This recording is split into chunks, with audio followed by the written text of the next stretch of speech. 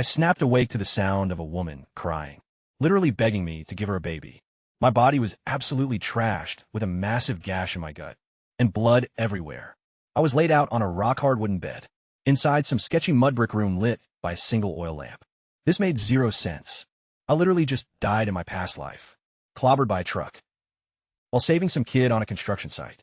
But now, I was suddenly isekai'd into a brand new body, a dying scout named Yigu, in the Great Zhou dynasty, who had just taken an arrow straight to the stomach.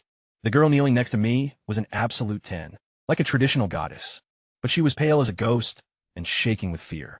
She told me her name was Qin Wanru, and explained that the general had sent her and two other girls, Su Mainyang and Zhao Ling, to my dad as a twisted compensation package, because the army couldn't afford the actual bounty I had literally paid for with my life. 3 living, breathing women bartered off like property.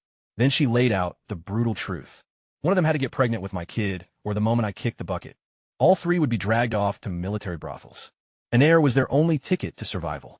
So, she was forcing herself on me, even though I was hovering at death's door. And every single movement made my stomach rip wide open. The agony was so blinding, I couldn't even lift my arms to push her away. But just as my vision started going black and I was about to fade out, something insane happened. A massive surge of warm energy exploded through my veins. My wounds started straight up regenerating. I could literally watch my torn muscles, knitting themselves back together in real time. The pain instantly vanished. I was alive. And not just alive, my vision suddenly evolved to the point where I could see perfectly in the pitch black. Every single grain in the wooden ceiling beams. Every microscopic thread of a spiderweb in the corner. My hearing cranked up to superhuman levels, too. And that's when I caught voices plotting outside. The local village chief, a total scumbag named Li Ergu, was pressuring my old man. He was telling my dad to just hand over the 3 girls to him. The second I stopped breathing, promising cash and protection in return. When my dad told him to screw off, Li Ergu's tone flipped completely, threatening him right there. He warned that if he didn't cooperate, the local corrupt officials would just seize the women anyway, leaving my dad with absolutely nothing. Hearing enough, I slowly sat up. Qin Wanru froze beside me, staring like she'd just seen a ghost. I glanced down at my midsection. The fatal wound was gone, replaced by a faint red scar. I balled my hand into a fist and felt a raw, absolutely explosive power surging through my veins. Steal my women? Yeah, not gonna happen. Qin Wanru was still utterly paralyzed with shock. As I casually hopped out of bed like it was nothing, I threw open the creaking door and stepped right into the courtyard, where that trash village chief, Li Ergu, was still actively harassing my father, trying to bully him into handing over the 3 ladies. The moment I kicked the bucket, my dad was visibly shaking with fury, white-knuckling a wood-cutting cleaver, but he was just way too weak from starvation and pure exhaustion. Could barely stand, but Li Ergu was just mocking him, acting completely untouchable. But then, I spoke up right behind him. He spun around and nearly jumped out of his absolute skin. I mean, he literally thought I was on my deathbed. He screamed, calling me a ghost back from the dead. Honestly, even my dad couldn't believe his eyes, tears welling up instantly. Still, Li Ergu tried to play it cool, puffing out his chest and claiming this was just my body's final, desperate burst of energy before kicking the bucket. Yeah, right? I didn't even waste my breath arguing. I just grabbed a broom off the wall and absolutely smacked him across the face. I hit him so hard he spun around like a literal top. Terrified, he scrambled away on all 4s like a dog, shouting empty threats as he fled. He screamed that I wouldn't be able to protect the women, and that they'd all end up as comfort tools for the military. Once the dust settled, my dad immediately grabbed my arm, weeping and frantically asking about my fatal wound. I lied and told him that some secret military medicine did the trick.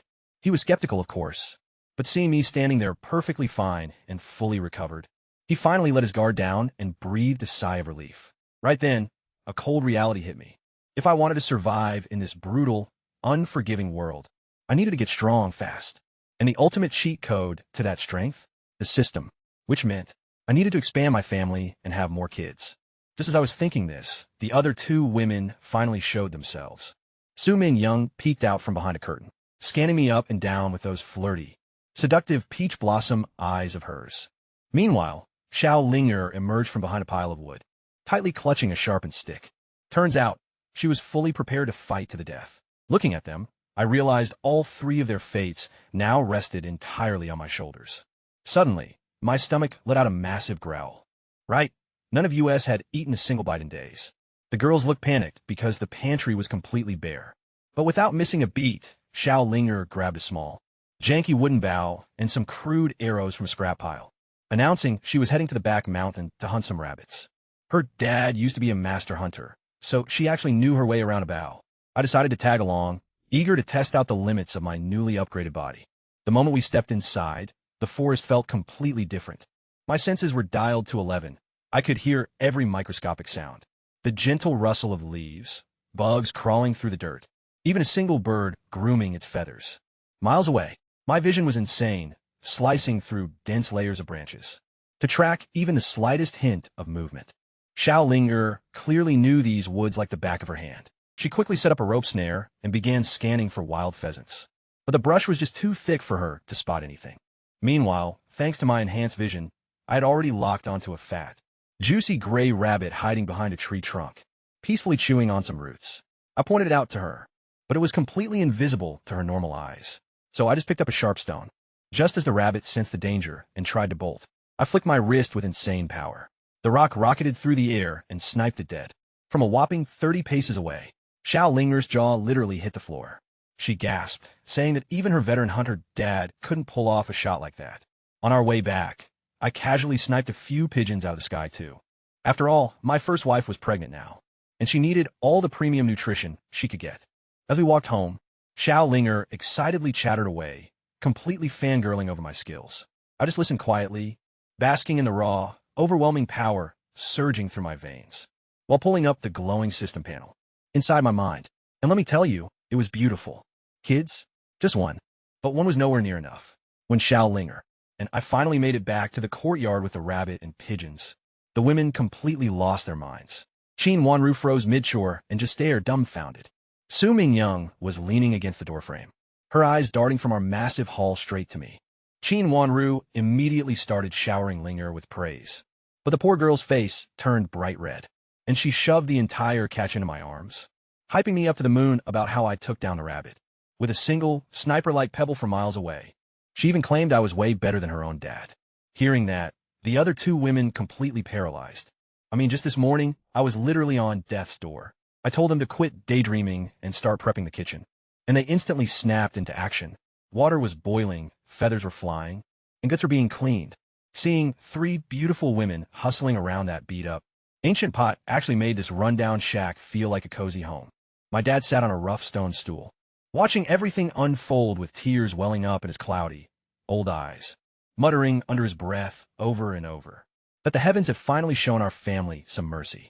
They chopped the pigeon into perfect chunks and tossed them straight into the pot, along with some dried wild mushrooms they scavenged from a corner. Before long, the intoxicating aroma of rich, savory meat soup began wafting out of our dilapidated house and floated straight into the neighbors' yards. Now, in a broke village where nobody smells meat for months, that scent was an absolute craving magnet. Right next door, my uncle's son, Lauer, was busy sharpening a hoe when the smell hit his nose. His wife, Wang, a notoriously petty woman with shifty eyes and razor-thin lips, stormed out demanding to know where that heavenly smell was coming from. When she realized it was originating from our place, she was in total denial. But right then, their teenage son Baojian, came bursting in, snitching that he'd personally seen Xiao Linger and me marching down from the mountain, loaded up with a fat rabbit and multiple pigeons. Instant, unchecked greed took over. They calculated that since I was supposed to be severely crippled, my dad was ancient and frail, and the women were completely defenseless, we wouldn't be able to do a damn thing to stop them. Wang slapped her thigh aggressively and declared, "We're taking our cut. Family shares meat. It's only right." My uncle immediately grabbed his heavy machete, and the toxic trio marched straight to our front gate. My uncle started bellowing for my father to open up, but I completely ignored the shouting. I casually lifted the lid, revealing a milky, rich broth that was bubbling beautifully and smelling insane. I scooped up the heartiest portion into a cracked ceramic bowl and handed it right to Qin Wanru. She took the steaming bowl with trembling, nervous hands. She had absolutely no idea that she was already pregnant with my child. She genuinely thought I was just being a gentleman. Outside, the pounding on the gate grew violent. Wang screeched through the cracks, calling us selfish parasites for hoarding food and refusing to share with our own bloodline. My dad was furious, ready to go out there and confront them face to face. But I easily held him back. I took one last slow sip of my soup, then strolled over and casually unlatched the heavy wooden gate. And there the three of them stood, looking ridiculous. My uncle was tightly gripping his blade, ready for a fight, right in front of us, flashing this fake, ugly smile, claiming he just dropped by to taste test the soup. But Wong straight up shoved past him, eyeing our pot like a vulture, and started throwing a massive tantrum about how my grandmother used to live under their roof. So we've had it easy and practically owed them a share. The absolute audacity, my father exploded, pointing dead in my uncle's face, screaming about how back during the family split, they took literally everything, promising they would take care of Grandma. But instead, they starve her until her final breath. And now that they smell meat, they come crawling back? My uncle's face instantly drained of color, then flushed bright red as he shrieked that Grandma died of an illness. And none of it was their fault. Wong started screeching even louder, hurling insults at my dad before barking at her son too. Go secure a whole pot's worth of our soup. The brat smirked, trying to shove his way past me. I just stood my ground, staring right through him. He flinched, but quickly pumped up his ego, knowing his dad was packing a blade right behind him, and snapped at me to move. So I grabbed the arm. He used to push me and gave it a slight, casual twist.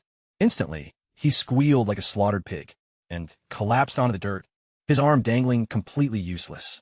Wong flew at me like an absolute maniac, but I simply sidestepped, letting her face plant hard into the ground.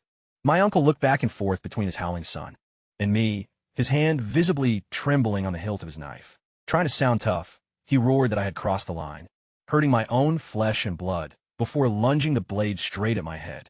As the knife came slashing down toward my face, everyone in the courtyard began to scream. My father desperately cried out my name, but I didn't even flinch. At the absolute last second, I casually raised my right hand and caught the blade cleanly between two fingers. Snap! The metal shattered right off the handle and clattered uselessly to the floor. Yeah, I literally broke a steel knife with two fingers, and my skin didn't even have a single scratch. My uncle stared at the broken fragment, then at my bare hand before his legs completely gave out. Wong was the first one to snap out of it. She threw herself back onto the ground, kowtowing so aggressively her forehead repeatedly slammed into the dirt, begging and pleading for mercy. My uncle dropped to his knees right beside her, sobbing hysterically and calling himself a piece of trash. I didn't even bother giving them a real look. I just picked up the shattered blade and gestured coldly toward the exit. They instantly got the hint.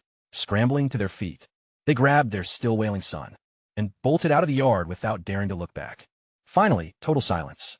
Shin Wanru stood by the doorway, breathing heavily while staring intently at my back.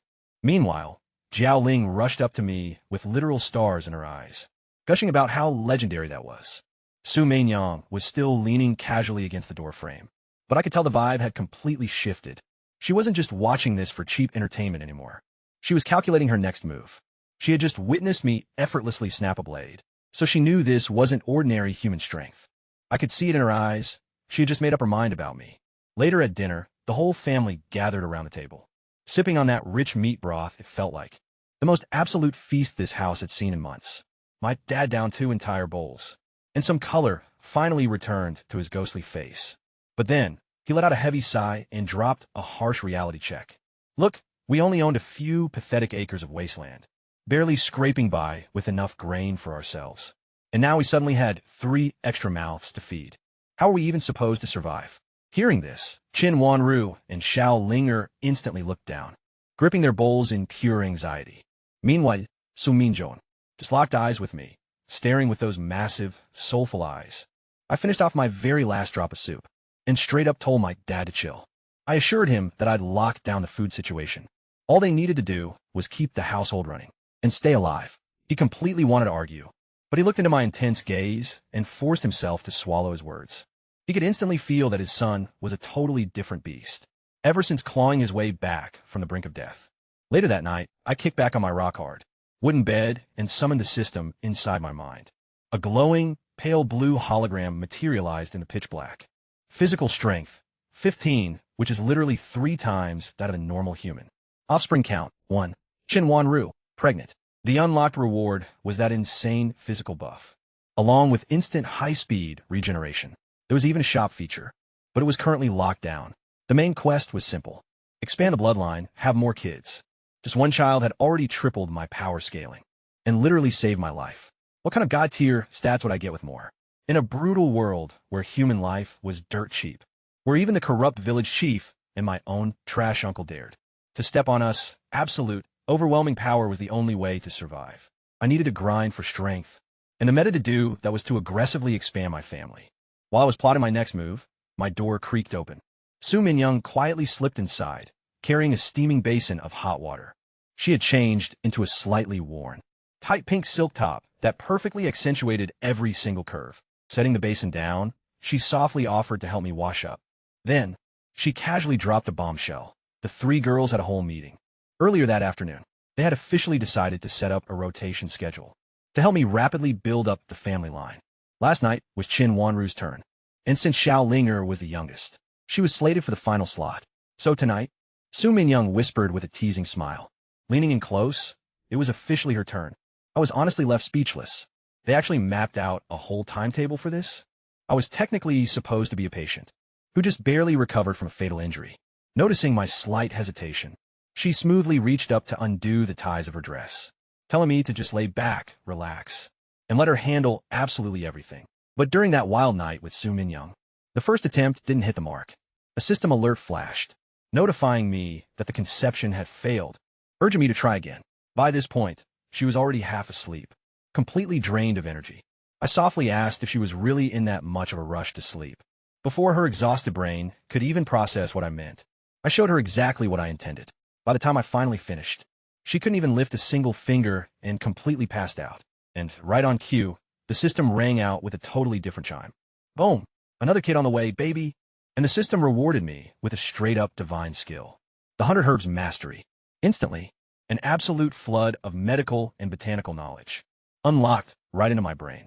Thousands of exotic herbs, their exact appearances, their hidden cures, where they grew, and how to perfectly brew them. Deadly poisons, ultimate antidotes, god-tier tonics, and even legendary spirit plants straight out of myths. Without even opening my eyes, I could literally smell the dandelions and bone-mending grass growing right outside our courtyard wall.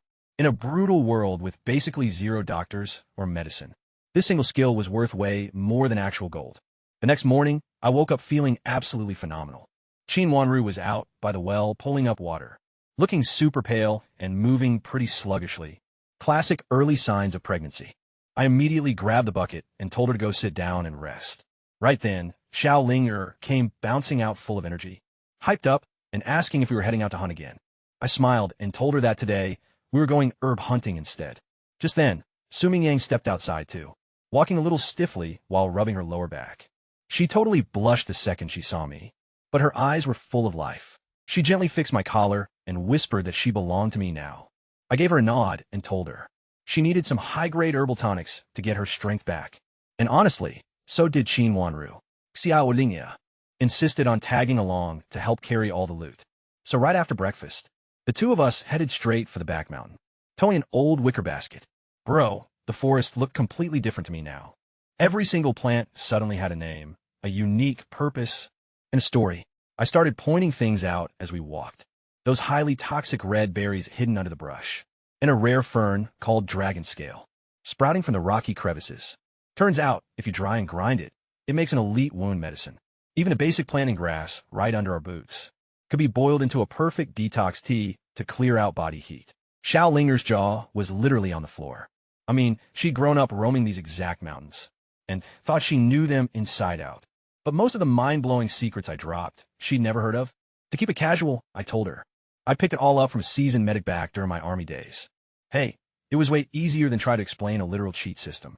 Inside my head, using my skill, I quickly tracked down a ton of blood-nourishing herbs, wild astragalus, prime angelica root, and I even spotted a massive patch of super rare, high-quality wild fleece flower root tucked away on a steep cliffside. Any of these babies would fetch a massive payout. At the town pharmacy, once we had gathered a solid haul, Xiao Linger wanted to practice her aim by sniping some birds with stones. She tried copying my exact throwing form, lining up a perfect shot on a dove perched up on a branch. But she completely missed every single time. Frustrated, she started aggressively stomping her feet. Seeing her struggle, I walked right up behind her, wrapped my arm around her shoulder, and gently gripped her throwing hand. I started breaking down the actual technique for her. Generate power from the waist, lock the wrist steady, and snap release the force at the perfect climax. The second I touched her, she went completely rigid, and her face turned so incredibly red you could literally fry an egg on it. Her heart was hammering against her chest, and honestly, she completely zoned out on me. So, I guided her arm to show her the form, and boom, the turtle dove dropped right out of the tree. I stepped back and told her. It was that simple, but she just stood there frozen, staring down at her own hand, like she could still feel my touch. By the time she finally snapped out of it, to go retrieve the bird, I'd already sniped a bunch of other pigeons. We headed back, absolutely loaded with herbs and game. But the second we hit the village entrance, I caught sight of the village chief. Liurgu was lurking around my family's gate again, trying to peep inside. The creep was literally leaning against our gate when we walked up. But when he saw my massive haul, and the fresh catch in Xiaoling's hands, pure envy practically oozed off his greasy face. Right on cue, he started running his mouth, calling me a dead man walking. He even claimed I was too broken to ever have kids, demanding I hand over the 3 women, while he was still feeling generous. Then his eyes locked on his Xiaolinger. He literally licked his lips, saying he liked him young, and that I better play ball. Without saying a single word, I dropped my basket and slowly cracked my knuckles. That heavy pop made his smug laugh die right in his throat. The bruises I gave him yesterday must have started throbbing again, because he instantly stumbled backward, screaming about how he's the village chief, and that I'd regret touching him. I kept my mouth shut, calmly bent down, picked up a fist-sized rock, and weighed it in my hand. That was all it took. The coward turned tail and bolted. He barely made it 2 steps before I flicked that stone right into his lower back. He let out a blood-curdling shriek, face-planting straight into the dirt and eating a mouthful of mud. The rock literally embedded itself into his love handles. I looked down at him and said, "Next time, a rock won't just stop at your flesh." Terrified, he scrambled away on all 4s and vanished. Xiaolinger spat in his direction, calling him absolute trash, before looking back up at me with those sparkly, full of admiration eyes. But then my dad rushed out, completely frantic, asking if I'd thrown hands with Liurgu again. See, he was the type of man who spent his entire life keeping his head down and avoiding anyone with power. To him, a petty village chief was terrifying enough. I told him to relax. I'd served in the Imperial Army, survived brutal battles, and bled for my achievements. A low-level village chief was a nobody. Even a county magistrate wouldn't dare mess with a decorated veteran. Okay, that was mostly a bluff, but I delivered it with so much chest that my dad actually bought it and finally calmed down. Just then, the women came out to check our haul. I called everyone over and dumped the entire pile of herbs onto the stone table. They all just stared blankly at this massive heap of muddy roots, random leaves, and tangle vines. So, I picked them up one by one to break it down. This thick root right here is astragalus, I explained. It's insanely good for boosting your energy and vital energy. These leg-shaped roots right here, pure wild angelica, an absolute cheat code for women's health. I started rattling off every herb and its exact use, like I'd been a legendary medical master for decades. The women were completely hypnotized, convinced their man was a literal walking encyclopedia. But then, from the absolute bottom of the pile, I carefully pulled out the ultimate prize. It was a deep, dark brown, shaped perfectly like a tiny human figure with massive, thriving roots, releasing this incredibly potent, earthy, medicinal aroma. It was a wild fleece flower root. A specimen this massive and pristine could easily fetch at least a dozen taels of silver at any high-end pharmacy in the county capital. My dad nearly choked on his own spit. A dozen taels? That was more money than a family like ours could even hope to save in a lifetime. The 3 women instantly froze in shock, staring down at this ugly, pitch-black root as if it were a literal chest of gold. Suddenly, all that paralyzing anxiety about empty rice jars and starving to death completely evaporated. I wrapped it up with maximum care in a cloth and secured it tightly inside my shirt. Then, looking around at the stunned, overjoyed faces of my family, I dropped the news.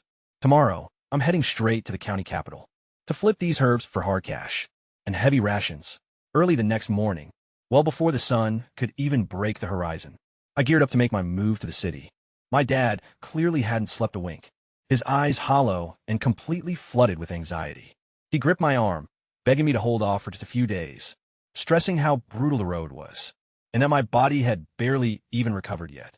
I gave his hand a reassuring pat and told him I had everything under control.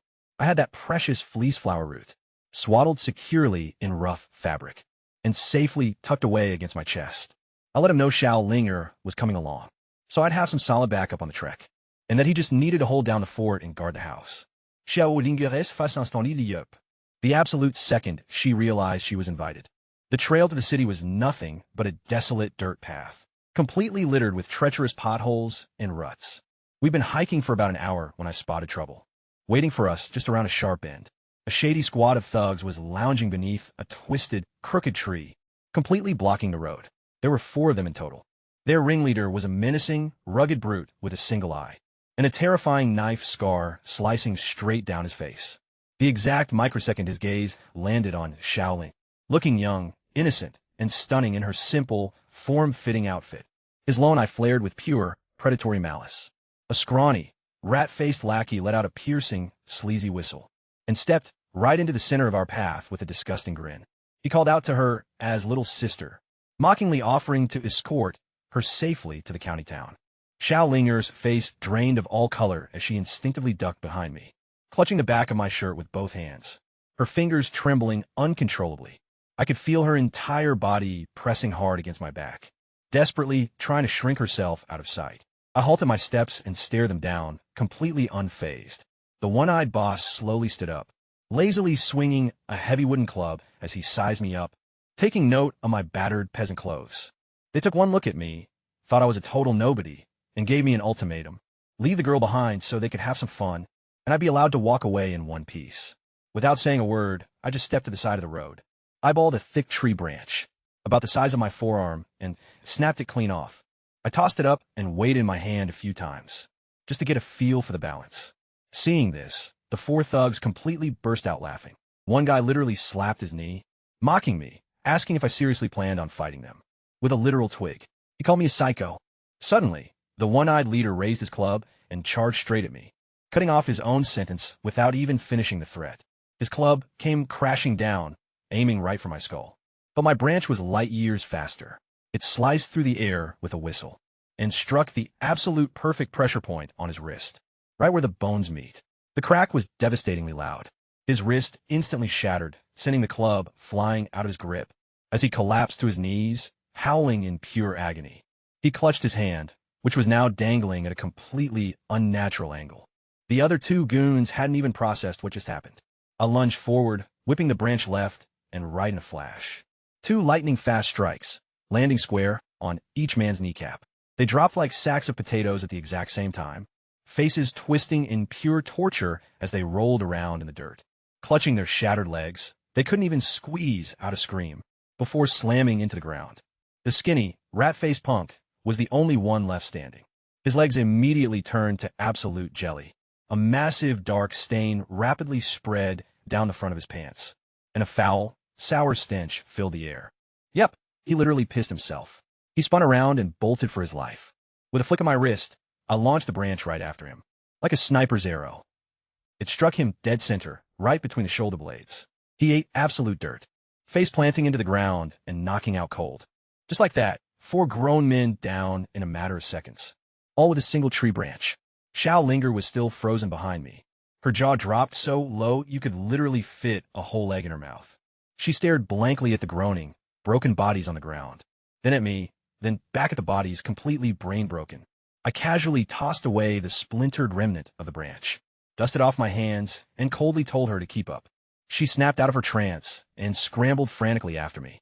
For the rest of the walk, I could practically feel her eyes burning into my back, looking at me with nothing but pure, unadulterated worship. Eventually, we hit the county town, which was bustling and chaotic, absolutely overflowing with crowds, merchants, and carriages. Xiao Linger's head was spinning, looking left and right, hypnotized by the big city vibes. But I didn't let her wander off. I marched her straight to the absolute grandest pharmacy in town, a highly prestigious establishment called Jishitang, which literally translates to the Hall of Global Salvation. A massive name, but as it turns out, it was nothing but a front for a corrupt scam. Stepping inside, the air was suffocatingly thick with a bitter stench of dried herbs. A store clerk with a sketchy little goatee was slumped over the counter, completely half asleep. He lazily cracked one eye open when we walked through the door, scanning our dusty, ragged peasant clothes with pure disdain, and didn't even bother to sit up straight. In a profoundly bored, arrogant voice, he asked if we were there to see a doctor or just buy cheap meds. I told him flat out that I was there to sell. Then I slammed the cloth-wrapped, legendary fleece flower root onto the counter and peeled it open. The clerk glanced at the dark, humanoid root, but I caught it, a flash of pure greed in his eyes before he masked it. He picked it up carelessly, flipped it over, took a sniff, and tossed it back onto the counter, like it was straight-up garbage. He claimed it was just some overgrown, misshapen wild lump, insisting most of its medicinal value was long gone. Then he held up a single finger, one tael of silver. Take it or leave it.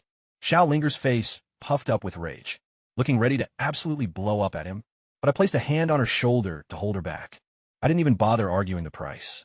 Instead, I turned around, scanning the massive medicine cabinets. Lining the walls, I slid open a drawer and pulled out a piece of fritillary. I looked right at the clerk and called it fake. The color was dull, and it tasted bitter instead of sweet. This was cheap, ground-up beetle shell, being sold as premium Sichuan fritillary. Then I pointed to another drawer. There, deer antler had a smooth, flat cut with absolutely no honeycomb pattern inside. It was just basic horse antler, passed off as a luxury ingredient. I asked him if this was how a prestigious pharmacy, like Jishitang, made its fortune, by scamming everyday customers with counterfeits. The clerk's face went through 3 different colors. In 2 seconds flat, he leaped out from behind the counter, sputtering that I was talking absolute nonsense, and threatening to have me thrown out into the street. The massive uproar finally dragged the owner out. From the back rooms, a fat, greasy-faced man, who looked like he'd never missed a single meal in his life. The clerk immediately started playing the victim, telling the boss I was just some country troublemaker, vandalizing their reputation, just because they wouldn't overpay for a worthless root. The heavy owner glared at me and barked out, in order to have me dragged away. But before anyone could lay a finger on me, a powerful, commanding voice echoed from the entrance. An elderly gentleman stepped inside, impeccably dressed, sharp-eyed, and carrying himself with perfect posture despite his age, with 2 imposing servants following closely behind. The fat owner's smug expression completely shattered. The exact millisecond he recognized the visitor, it was none other than the master of Rintang, their fierce rival pharmacy from right across the street, a legendary man named Xian. Old man Xian didn't give the fat owner a single glance. Instead, his eyes locked straight onto the fleece flower root. Resting on the counter, he walked over briskly, lifting it with both hands with extreme care, treating it almost reverently as he began to examine it. The longer he inspected it, the brighter his eyes gleamed, and his hands actually began to tremble with pure excitement. He muttered that it was perfectly humanoid, boasting a grain pattern that was deep and flawless. This thing had at least a century of growth. An absolute, priceless treasure, he declared, calling it a literal masterpiece of nature.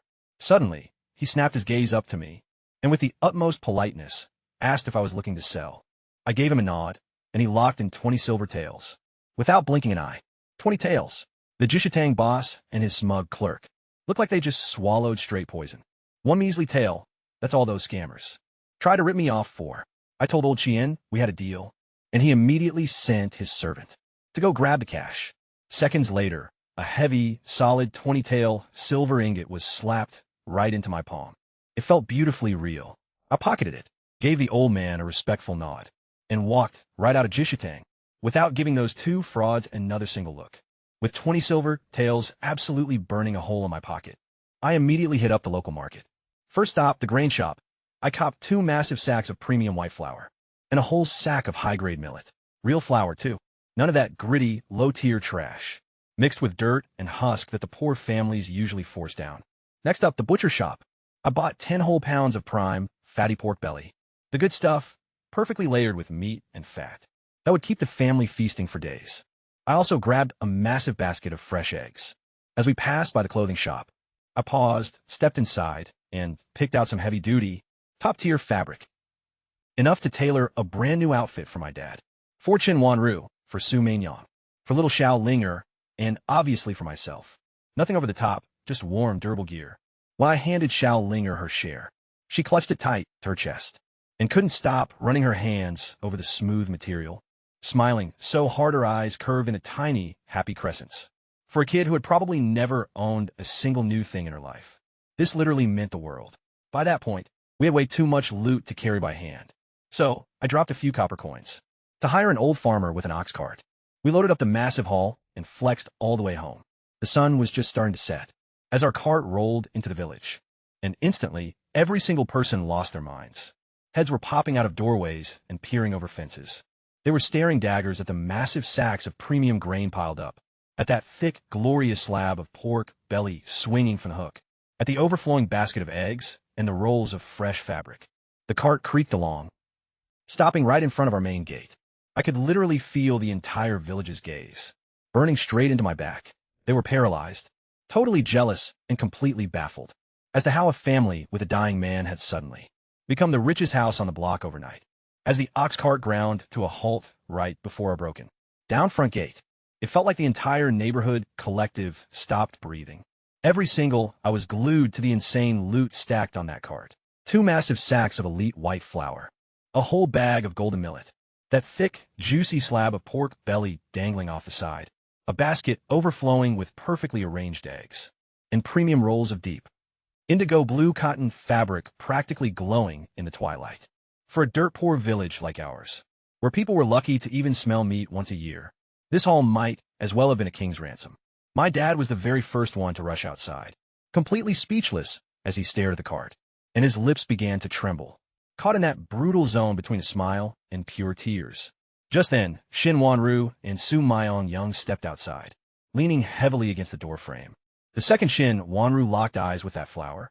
Tears instantly started streaming down her pale face. No more starving. No more constant worrying. Su Myong-young puffed out her chest with pride and coldly scanned the entire crowd of villagers who were lurking right outside their gate. Their faces were practically dripping with pure jealousy and greed. But she just looked incredibly satisfied, like she finally, truly believed this man could actually build him a real future. Meanwhile, Zhao Linger had already leaped off the cart, clutching her brand-new fabric with her chin held high like a queen. That's when the crowd started swarming in, crowding right around our gate, an old, white-haired woman, with a face completely shriveled up like tree bark, hobbled forward, aggressively tapping her cane against the dirt. It was Jean Pa, the village's ultimate gossip queen and professional busybody. She immediately forced out this sickeningly sweet voice, gushing about how amazing it was that I'd struck it rich, while subtly reminding me not to forget my roots. You know, the classic, we're all just one big happy family here routine. Right on cue, the others started chiming in one after another. Hey, toss us some of that meat. We watched you grow up.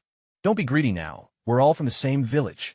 They were absolutely shameless, not even trying to hide their greed. My dad, being the overly honest gentleman he is, instantly started fumbling over his words and smiling nervously, desperately trying to de-escalate and smooth things over. The man just could not handle confrontation to save his life. So, I immediately cut him off. I paid the car driver and started unloading the haul without uttering a single word. I threw a massive, heavy sack of flour right over my shoulder, like it was light as a feather, marching straight into the yard. Next came the massive, heavy slab of pork. And through this entire process, I didn't spare a single glance at any of those vultures. My absolute silence, combined with the pure, casual strength I showed, while tossing those heavy loads around, instantly caused all that loud chatter to completely die down. Suddenly, every single one of them remembered my cousin's shattered arm and the brutal rock I'd personally buried deep into Liurga's back. Once every last item was safely inside, I finally turned around and stared them dead in the eyes. I locked eyes with Jean Pa and repeated her words right back to her, asking about this neighborly love. Then I asked, where exactly were all these amazing neighbors? Well, my grandmother was bedridden and actively dying. Over at my uncle's house, did a single one of you visit her? Did any of you bring her so much as a single, measly bowl of rice or porridge? And where were you all when Liurga showed up at her doorstep, aggressively trying to kidnap my women? Did any of you uncles and aunties dare to speak up for us then? When my dad literally swallowed every ounce of his pride and went door to door begging on his knees for just a handful of grain, did a single one of your doors actually open? But now that we finally have something you want, suddenly you all want to talk about being family? I looked them over and straight up asked where their shame was. My voice was dead calm. I wasn't even yelling, but every single word landed like a violent whip crack straight across their faces. Jean Pa's face turned bright red from her neck all the way to her forehead, clutching her cane in pure shock, completely unable to utter a single comeback. The entire crowd fell into an absolute dead silence. Without another word, I spun around, picked up a lethal, brand new cleaver I just bought in town, marched right up to the gate, and slammed it deep into the heavy wooden door frame. The blade buried itself deep into the wood, shattering the silence with a sharp crack, the steel still vibrating violently from the impact. Every single villager instinctively leaped back. I made it loud and clear. The Sun family plays by new rules now. Starting today, you want food? Fine. Bring me a massive load of dry firewood, and you get 2 full bowls of flour. Put in half a day's work on our walls or fields, and you walk away with a fresh cut of pork. Fair prices, honest trade. No free handouts. Bring something to the table. I ripped the cleaver right out of the frame and let it balance heavily in my hand. But anyone looking for a free ride, or anyone thinking they're slick enough to cross me, well, they'll have to answer to this blade first. Complete, dead silence echoed outside the gate. Jompa was the very first one to snap. She spat aggressively on the ground, muttering some bitter trash about not needing her charity, before hobbling away as fast as her cane could carry her. The rest of the crowd followed suit in miserable little groups, hissing toxic, salty complaints under their breath. They slunk off completely humiliated like beaten dogs. The circus was finally over.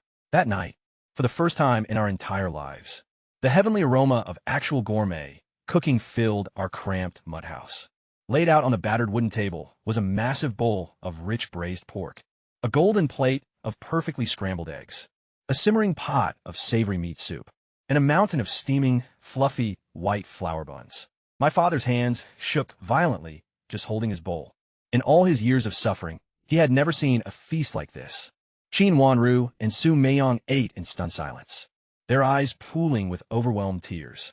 Only Xiao Linger devoured her food without a single care in the world, her cheeks stuffed absolutely full, muffledly bragging that my cooking was the greatest thing she'd ever tasted. Once dinner wrapped up, my dad pulled me into the shadows, his voice tight with anxiety. "You completely antagonized the whole village today," he warned. "How on earth are we supposed to survive here now?" I looked straight into his stressed, weather-beaten face and gave it to him straight. When we played the part of the nice, helpless family, everyone treated us like absolute doormats. But now that we're the apex predators nobody dares to cross, we'll finally know what peace feels like. It's a million times better to be feared and alive than liked and dead. He stared at me blankly for what felt like an eternity, unable to fully process my ruthlessness before letting out a heavy sigh. Deep into the dead of night, long after everyone had drifted off, the faintest, most terrified little scratch echoed from the front gate. I got up silently to investigate. Standing in the darkness was Guoshun, the poorest, most cowardly man in the entire village. He was desperately clinging to a bundle of firewood that was practically bigger than his own body, stacked incredibly tight and neat. The second he locked eyes with me, he flinched so violently he almost dropped the entire load. He began to stammer, his voice a pathetic, trembling whisper, saying he heard my new terms loud and clear, and wanted to trade his wood for just 2 bowls of flour. His wife had been critically ill for days, and they were completely starving. They had absolutely nothing left to eat. I just stared at him.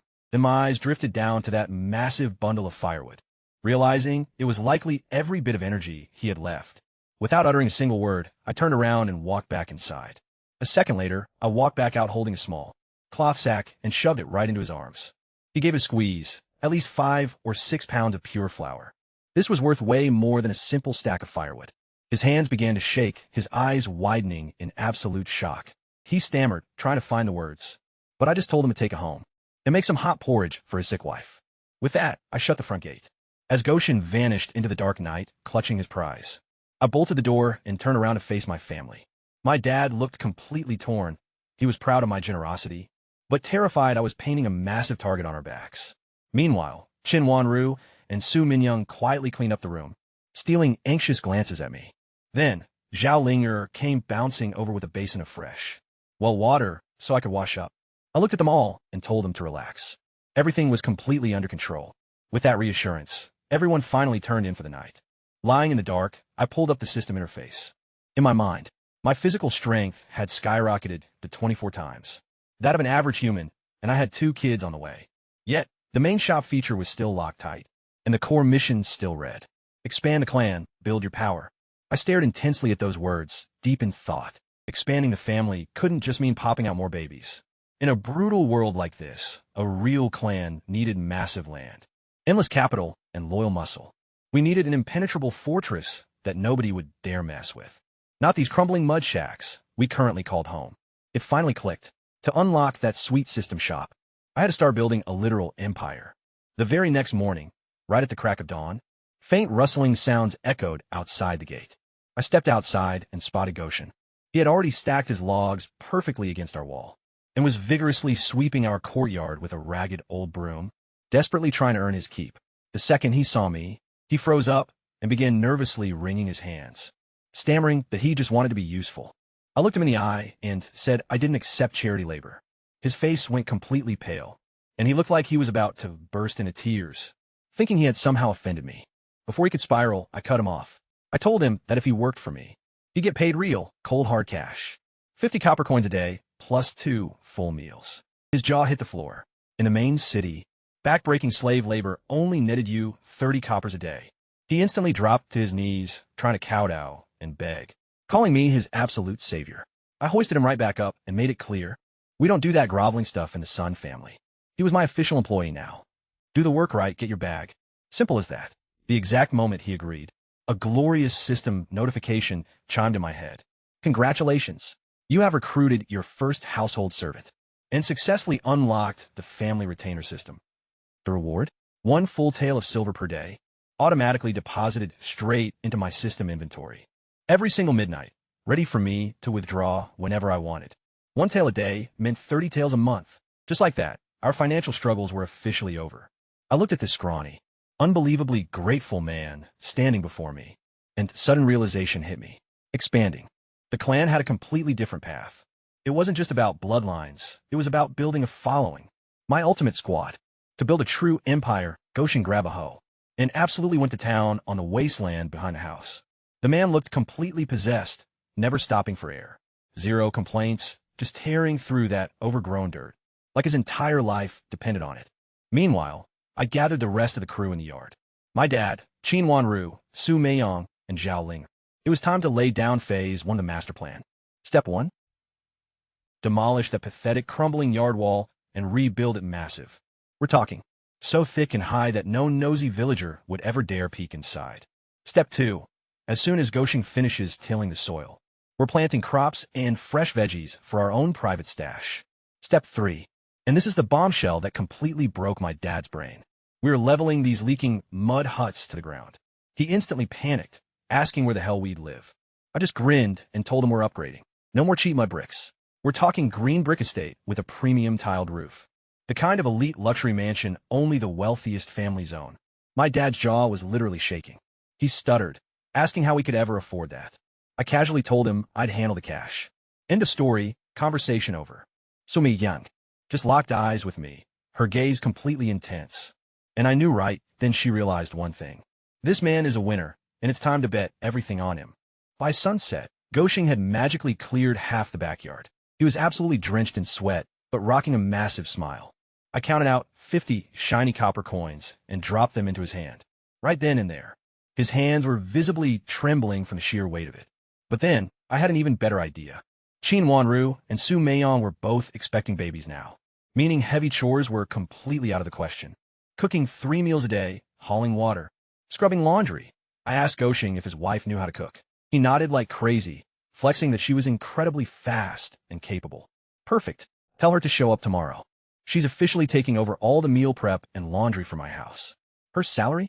30 coppers a day. Plus, both of them get to eat at our table for free from now on. The guy just stood there, completely paralyzed, looking at me like I just told him aliens were real. Both of them employed, both getting paid cold hard cash, and free elite meals? His brain literally short-circuited. When reality finally hit him, his face turned bright red, and he started bowing frantically over and over, swearing she'd be here the absolute second the sun came up. Then he practically broke the sound barrier sprinting home to tell her. Goshen was basically flying down the road that night. He and his sick wife just held each other tight, bursting into tears of pure joy when he dropped the news. Meanwhile, back at base camp, my dad couldn't hold back his anxiety anymore.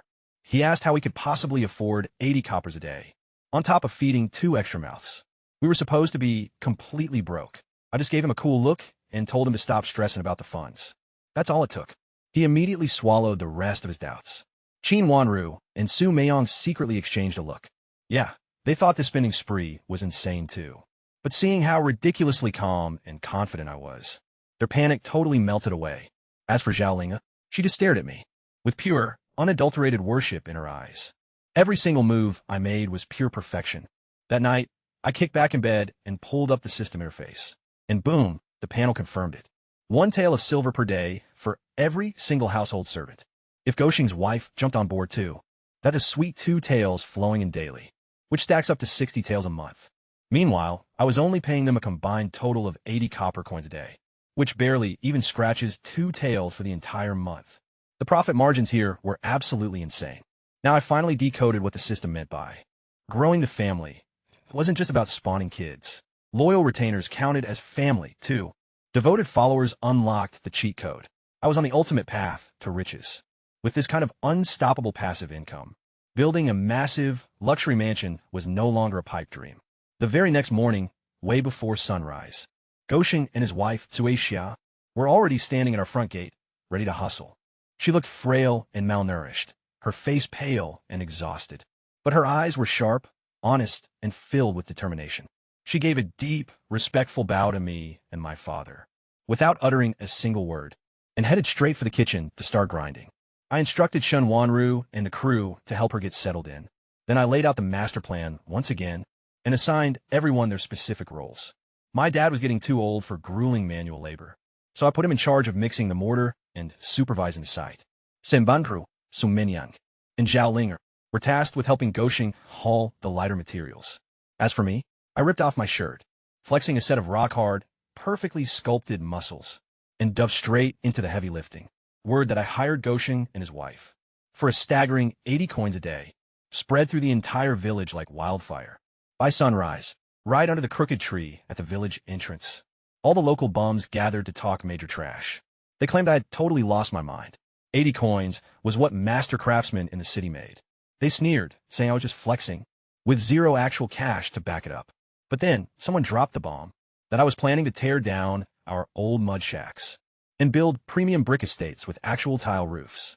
That sent the entire crowd into a fit of hysterical laughter. They mocked me, calling me completely delusional. Old man Gu hobbled over, shrieking that those women had put a literal hex on me, and swore that within 10 days, I'd be forced to sell the clothes off my back and beg for scraps. Li Ergu and my toxic uncle were lurking in the crowd too, spitting on the ground and scoffing. Meanwhile, back in our courtyard, the construction was moving at lightning speed. Goshing tore into the backyard like an absolute machine, plowing the earth with flawless precision. Lingea was flitting around like a joyful little butterfly, clearing rocks and yanking out weeds. Her cheeks were flushed a vibrant pink from pure adrenaline and excitement. But I was the real main event. They couldn't take their eyes off me. Normal people build foundations by carefully stacking small stones, piece by painful piece. But me? I marched to the base of the hill, wrapped my arms around a massive boulder that easily weighed well over 300 pounds, ripped it clean off the earth with raw power, and strolled right back into the yard with it. I slammed it down onto the foundation trench with a thunderous, earth-shaking thud. Some random villager caught me in the act and completely lost his mind. He literally dropped his basket and sprinted away. Next thing you know, a whole crowd of nosy neighbors was peeking right over our wall, staring wide-eyed as I stacked these massive boulders. I was tossing them around like they were light as pillows, leaving them totally pale and speechless. They were too terrified to even breathe out loud. Every single one of them was thinking the exact same thing. This wasn't just human strength anymore. By midday, I was looking like an absolute monster. When lunchtime rolled around, Suwa served up a total feast. Sure, the recipe was simple, but the quality of the food was top tier. We had a massive pot of steaming white rice, a huge plate of savory pork stir-fried with fresh greens, and a giant bowl of delicious egg drop soup. The incredible aroma drifted across the entire village. Meanwhile, the locals staring down at their own watery porridge could only curse under their breath, completely torn between pure jealousy and total misery. By the time the sun went down, the entire backyard plot was completely tilled, and the stone foundation for the brand new wall was already stacked all the way up to my waist.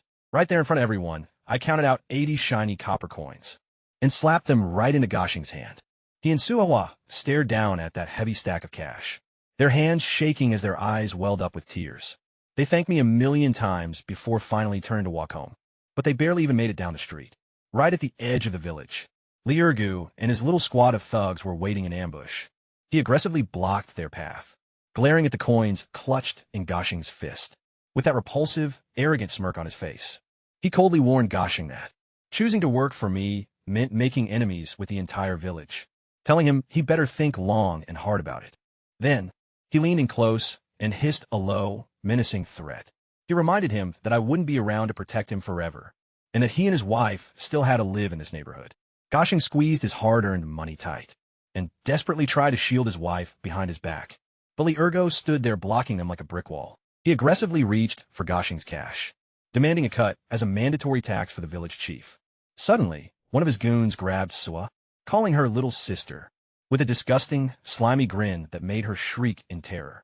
That was the breaking point. Goshing snapped, throwing his frail arms wide to shield her from harm, screaming at the top of his lungs for them to back off. Enraged, Liurgu raised his hand to slap him across the face. But that strike never landed. I blindsided him and snatched his wrist out of midair. I had actually followed Goshing and Sua out. The moment I realized it was taking them way too long to get home, I gave his wrist just a tiny squeeze, and his bone instantly popped out of place. Liurgu shrieked in absolute agony, dropping straight to his knees, with cold sweat pouring down his face. The other thugs completely froze the second they saw me standing there. Ikaswalitusa Liurgu asida, and slowly turned my attention to the creep who had touched Sua. The guy was already on the ground, violently slamming his forehead into the dirt and begging for his life. I crouched down right in front of his face and softly asked him exactly which hand he used to touch her. The dude was trembling so violently, he could barely even lift his right hand. I grabbed his wrist and twisted hard, sending a sickening crack through the air. The pain was so intense. He passed out before he could even scream. The remaining two thugs completely wet themselves and scrambled away like terrified dogs. I walked Goshin and Sua back to their rundown shack, not even bothering to look back at the trash on the ground. At their doorstep, Goshin's lips trembled with emotion before he pulled Sua down with him, both of them kneeling behind me and bowing their heads to the dirt 3 times. Back home, I opened up the system interface. A notification popped up: household protected. Followers, family, and prestige all shot up by 10 points. Goshin's loyalty skyrocketed to a staggering 95, while Sua's hit 92. Having servants was now banking me a sweet 2 taels of silver every single day. That's when it clicked for me. Sure, cash is the foundation of power, but absolute loyalty and winning people's hearts? That's the real, unbreakable fortress. My dad was frantically pacing the yard, his face twisted with pure anxiety. The second I walked in, he whispered in a panic that I had broken someone's hand again, and this time was serious. That's the kind of trouble that gets the authorities knocking on your door. I sat him down and asked him straight up, did being quiet and submissive ever actually make our lives any better? He was completely speechless. I told him, we used to be helpless sheep, and everyone took a bite out of us whenever they wanted. But from now on, I'm the alpha wolf of this village. As for Liu Ergu running to the cops, he wouldn't dare. If he tries to report me, I'll expose every single dirty crime he's ever committed to the county magistrate. Let's see who ends up worse off. My dad just stared at me for a long time, and somehow, for the first time ever, the worry in his eyes completely vanished. After dinner, we started discussing the new house. I told him I'd head down to the county tomorrow to hire the absolute best contractors, buy premium green bricks and top-tier timber. We were going to break ground and lay the foundation immediately. My dad hesitated, muttering that we shouldn't rush into a massive project like this. So, I casually reached into my shirt and slammed a massive 10-tael silver ingot right onto the table. It gleamed brilliantly under the dim light of the oil lamp. My dad and all 3 women stared at the fortune, completely spellbound. Just like that, nobody had any more questions. The next morning, way before dawn, I was packing up and getting ready to head town. But Goshin and Suwa were already at our place working. She was already busy cooking in the kitchen, while he grabbed his tools to keep reinforcing our courtyard wall. I was literally just about to step outside when someone suddenly started pounding violently on our front gate. It was a loud, aggressive, chaotic knock. My dad's face instantly went pale as a ghost. I frowned, walked over, and swung the gate open. These definitely weren't local villagers. 4 intimidating men stood there, dressed in sleek black robes, with lethal swords strapped to their belts. With those cold, ruthless expressions, they were clearly government enforcers. The leader stepped forward, heavily rattling an iron chain in his hand, as he glared down at me with pure arrogance. Standing right behind them, grinning like an absolute maniac, was Lee Ergu, sporting a heavily bandaged, broken wrist that was hanging miserably from a makeshift chest sling. With his one good hand, he pointed straight at me and yelled, "Officers! That's the guy. He brutally attacked me out of nowhere yesterday and snapped my wrist."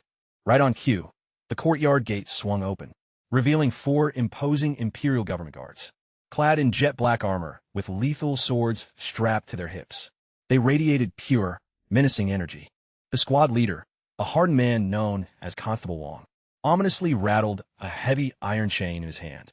Right behind him, Lee Ergo kept up his smug grin, nursing his broken arm in the sling, while aggressively pointing his finger at me, screaming at the top of his lungs that I was a dangerous psychopath who needed to be locked behind bars instantly. Hearing this, my dad's knees buckled from pure terror. Chin Wanru and Su Minyong immediately caught him from both sides, their own faces turning completely pale with fear. Gasheng and Suehua were trembling violently right behind us, with Suehua looking like she might collapse at any second. Outside the gate, nosy villagers crowded around to witness the drama, stretching their necks with smug, malicious satisfaction. Zhang Pu aggressively shoved her way to the front row, cackling loudly about divine justice and how karma had finally caught up to me. But I just stepped forward calmly, placing myself like a shield between the armed guards and my family. Constable Wong sized me up with a cold, piercing glare, demanded to know if I was Sunny. He stated that Lee Ergu had filed a serious assault charge against me, barking out if the accusation was true. I simply replied, yes. With that single word, the entire courtyard froze in shock. My dad looked like he was about to have a literal heart attack, while Lee Ergu looked absolutely ecstatic, screaming at the officers to slap the chains on me right this instant. But before Constable Wong could even make a move, I spoke up again, hitting him with a very simple question. Under the sacred laws of the great Zhou dynasty, what's the exact penalty for violently robbing someone's hard-earned wages in broad daylight while explicitly assaulting a married woman? That heavy question stopped him dead in his tracks. I calmly pointed to Gasheng and Su Hua standing behind me, laying out the facts crystal clear. These two were my legally hired workers. Yesterday evening, right after I paid them their honest, hard-earned cash, Lee Ergu and his pathetic thugs ambushed them right at the village entrance. They tried to forcefully steal their 80 coins, and one of his goons even tried to rip Sua's clothes off. I merely stepped in to protect my people. Tell me, officer, what crime is there in that? I challenged the constable, adding that he was more than welcome to interrogate the couple, or better yet, ask any of the gossiping villagers who had been watching the entire showdown from afar. Hearing this, several people in the crowd visibly flinched and avoided eye contact. They knew damn well they had witnessed everything. Realizing the tables were turning, Lee Ergu panicked, stammering out some weak excuse that he was just playing around with Gasheng. I instantly cut him off. Since when does a harmless joke involve jumping someone for cash and putting your filthy hands on another man's wife? It was obvious Constable Wong completely believed my side of the story, but since he had already pocketed Lee Ergu's heavy bribe to come out here, he forced a stern, uncaring expression and growled, "Regardless of your excuses, you have absolutely no right to play vigilante and take the law into your own hands." With that, he ordered his men to lock me up in chains. I calmly raised my hand, signaling them to freeze. Completely ignoring the 2 guards closing in on me, I locked eyes directly with Constable Wong and casually dropped a certain name, mentioning my recent trip to the legendary Ren Tang Pharmacy. Instantly made him freeze. See, that name carries serious weight around here, and everyone in the county knows that old man Xian, the mastermind behind Ren Tang, is basically best friends with the High Magistrate. He literally cured the magistrate's mother of a lethal, lifelong illness. I wasn't directly threatening him, just giving Constable Wong a friendly reminder that I have massive connections. Then, I casually dropped another truth bomb, mentioning that old man Xian paid me a fortune for a rare herb. Right on cue, I pulled a heavy silver ingot from my robe and let it rest in my palm, allowing the morning sun to flash off its blinding surface. Lee Ergu's eyes practically turned red with pure jealousy, and Constable Wong's breathing hitched completely. The officer had dragged himself all the way here for a measly 500 copper coins that Lee Ergu had bribed him with, which was absolute pocket change compared to what I was holding. I boldly told the constable that Lee Ergu was nothing but village trash, and snapping his hand was practically a public service. But hey, if the constable still felt like locking me up, go ahead, I wouldn't even fight it. Instead, I extended my hand, presenting the silver ingot. and called it a small token of appreciation for his squad's hard work. Just compensation for their wasted trip. Constable Wong locked his eyes onto that glittering silver, gulping down hard. That single ingot was enough to fund a multi-night VIP bender at the most luxurious restaurant in the capital. Liurgu immediately shrieked, calling it blatant bribery, screaming that this should double my prison sentence. But Constable Wong whipped around with absolute murder in his eyes, barking at him to shut his damn mouth.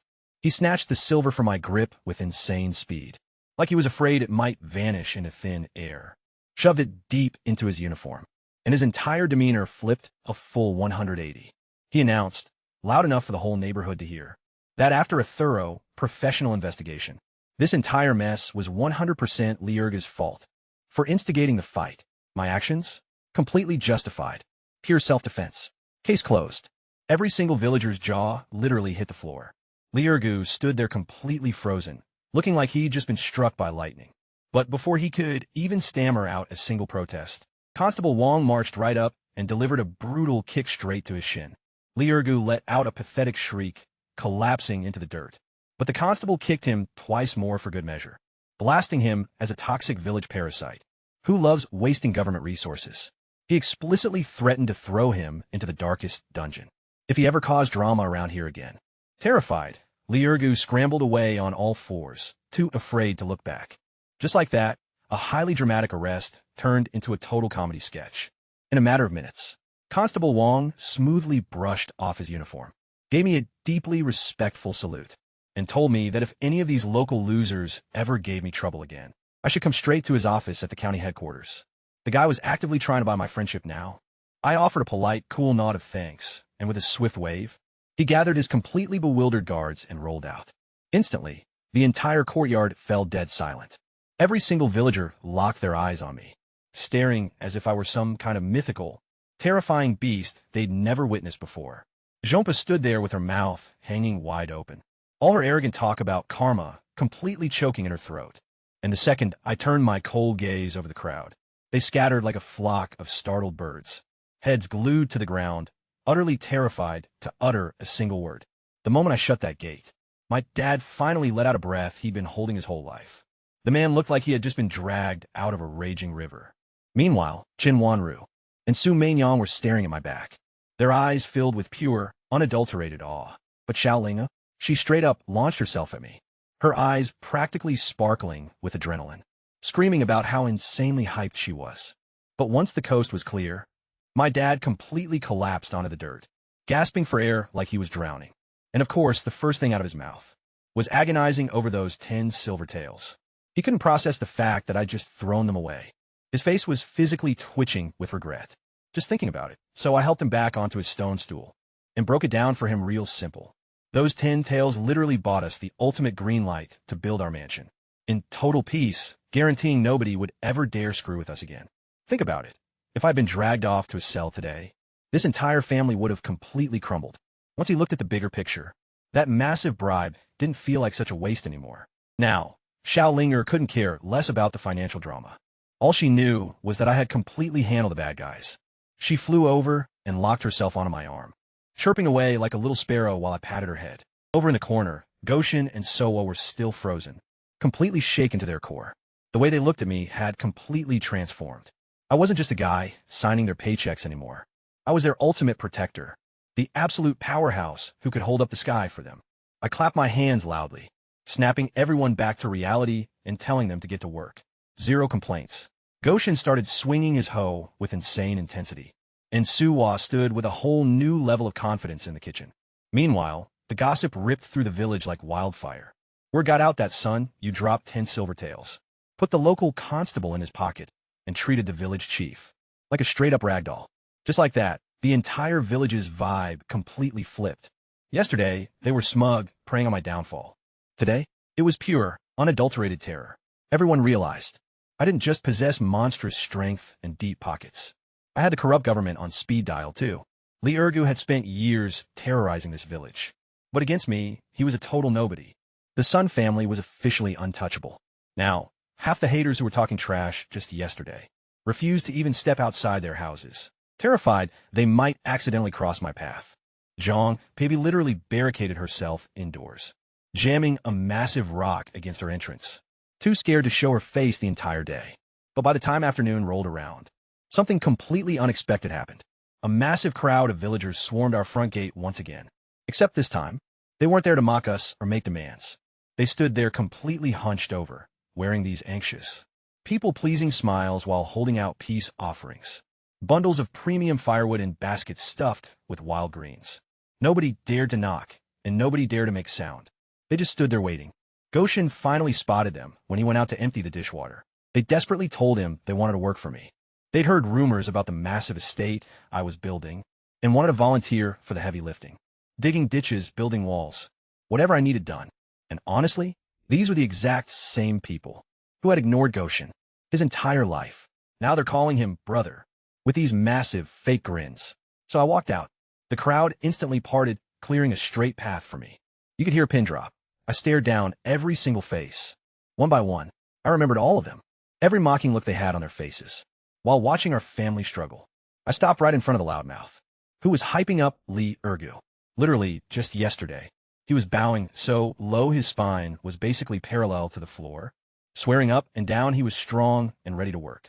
I gave them a nod and said fine. I'd hire them. Total relief washed over their faces. But then I dropped a condition that wiped those smiles clean off. I pointed directly at the dirt by our doorstep and told them, anyone who wants a bag from the Sun family needs to show real respect first. Get on your knees and bow till your head hits our threshold. Dead silence. Every single face flushed bright red. Grown men being ordered to grovel. To a doorstep? That was a way tougher pill to swallow than a beating. They just stood there, completely torn between their pride and their hunger. The loudmouth looked at my stone-cold face, and then he thought about those 50 coins a day and 2 hot meals with meat. He gritted his teeth, dropped straight to his knees, and slammed his forehead right into the dirt, in front of our gate, shouting about how blind he'd been and begging for a chance. And once the first domino fell, the rest followed, one after another, thud after thud, an entire row of villagers on their knees outside my house. I just watched them, completely unfazed. I didn't help a single soul up. Instead, I laid down the law.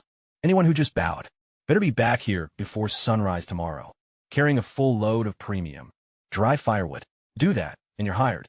I turned around, walked back inside, and slammed the gate shut. Bright and early the next morning, they showed up.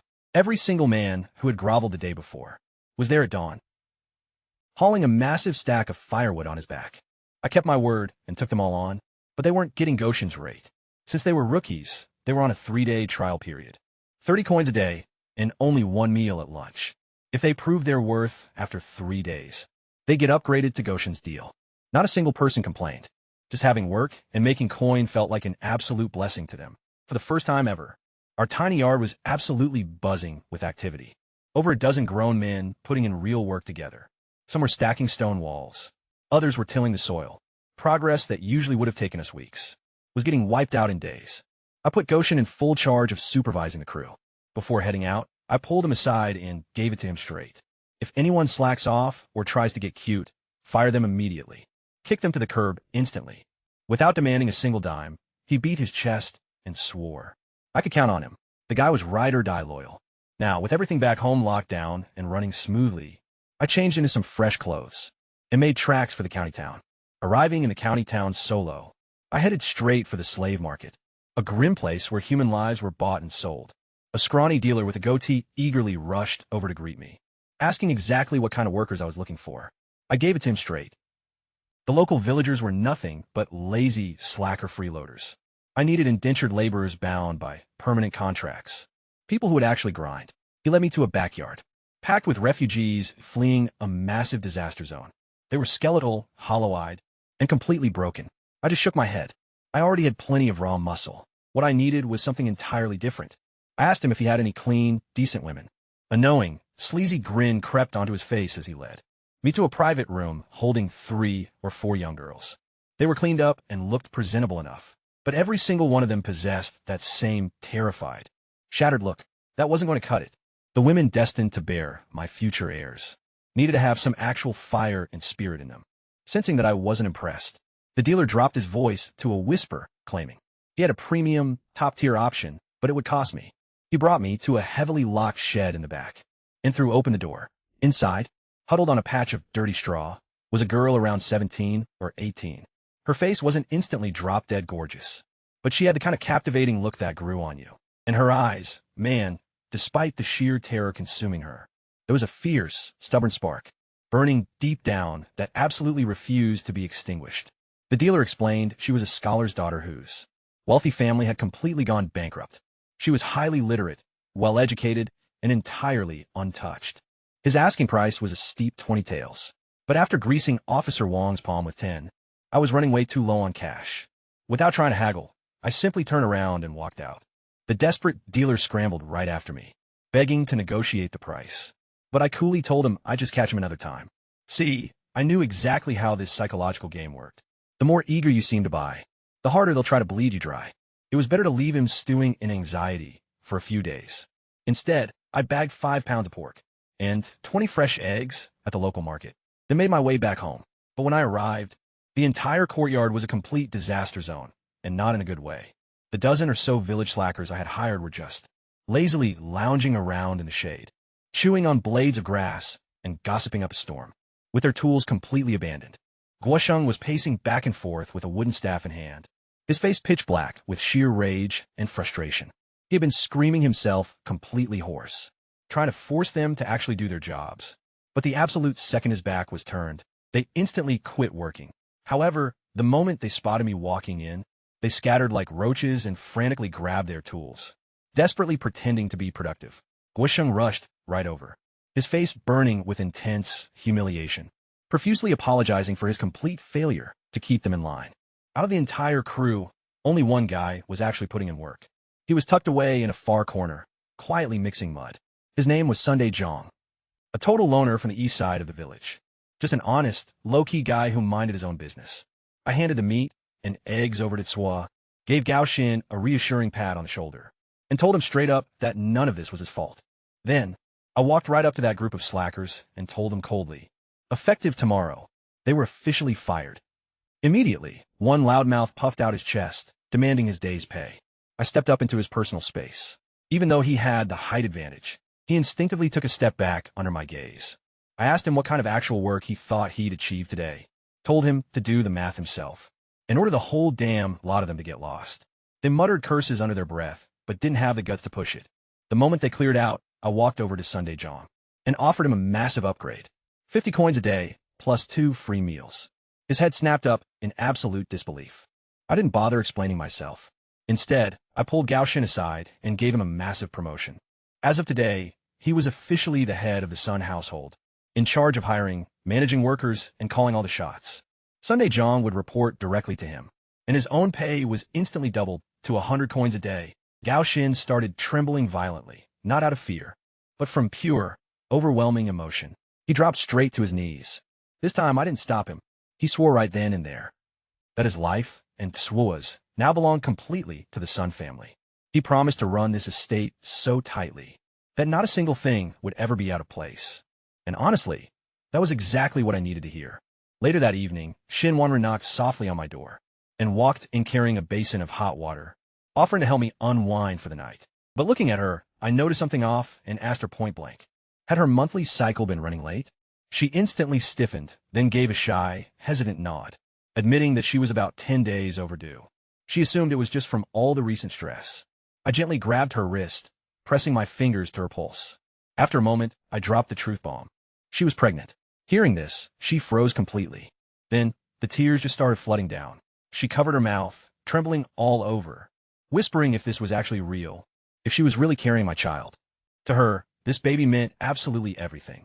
It meant she finally, truly belonged to this family. Overwhelmed with joy, she threw herself into my arms, weeping.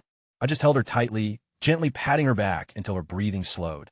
Finally, she wiped her eyes and looked up at me, with a wild mix of guilt and sheer determination, announcing that she was going to fetch Su Minyoung for me. Before I could even get a word out, she vanished through the door. Sure enough, Su Minyoung walked in moments later, swaying her hips with those gorgeous eyes already sparkling with excitement.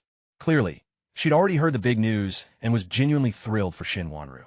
I smiled, waved her over, and told her to give me her wrist next. She looked completely bewildered, but sat down anyway and let me read her pulse.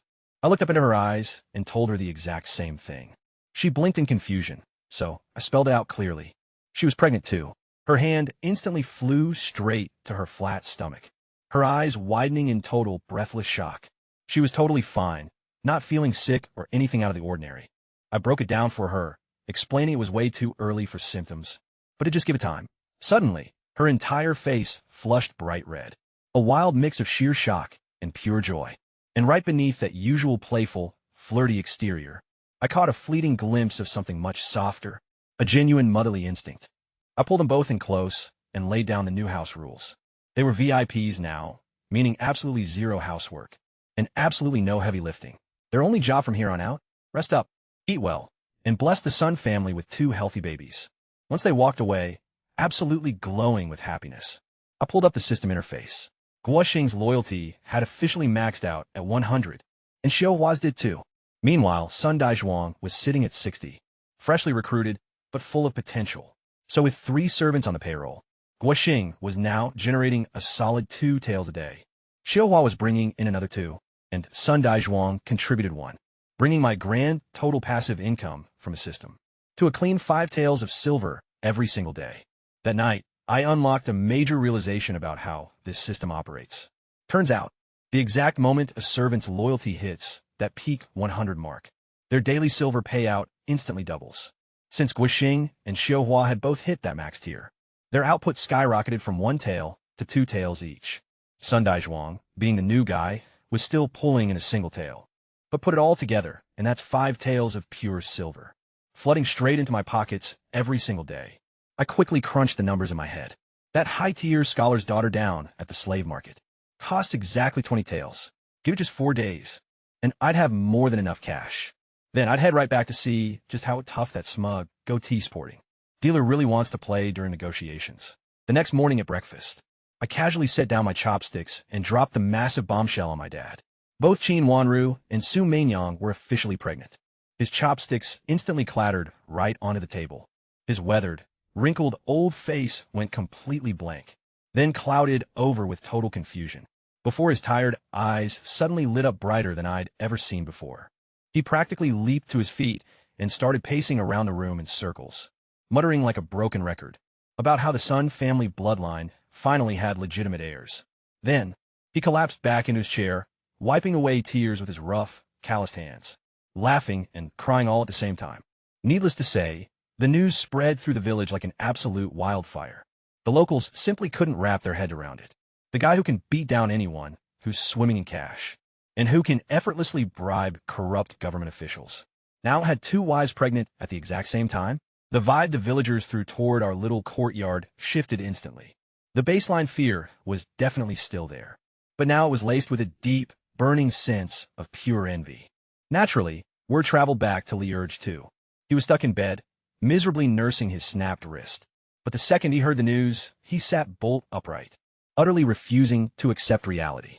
In his twisted, petty mind, he convinced himself it had to be a total fabrication. He convinced himself I was just clout chasing and spreading lies to boost my rep. Right then and there, a malicious plan began to cook in his head.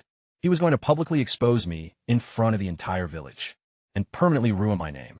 Scraping together the absolute last of his spare coins, he limped his way over to the clinic of a local medical practitioner, known as Dr. Zhao, who, in reality, was just a mediocre quack who only knew how to treat basic headaches and minor colds, and dragged that absolute coward right to our front gate. Naturally, a massive crowd immediately started gathering.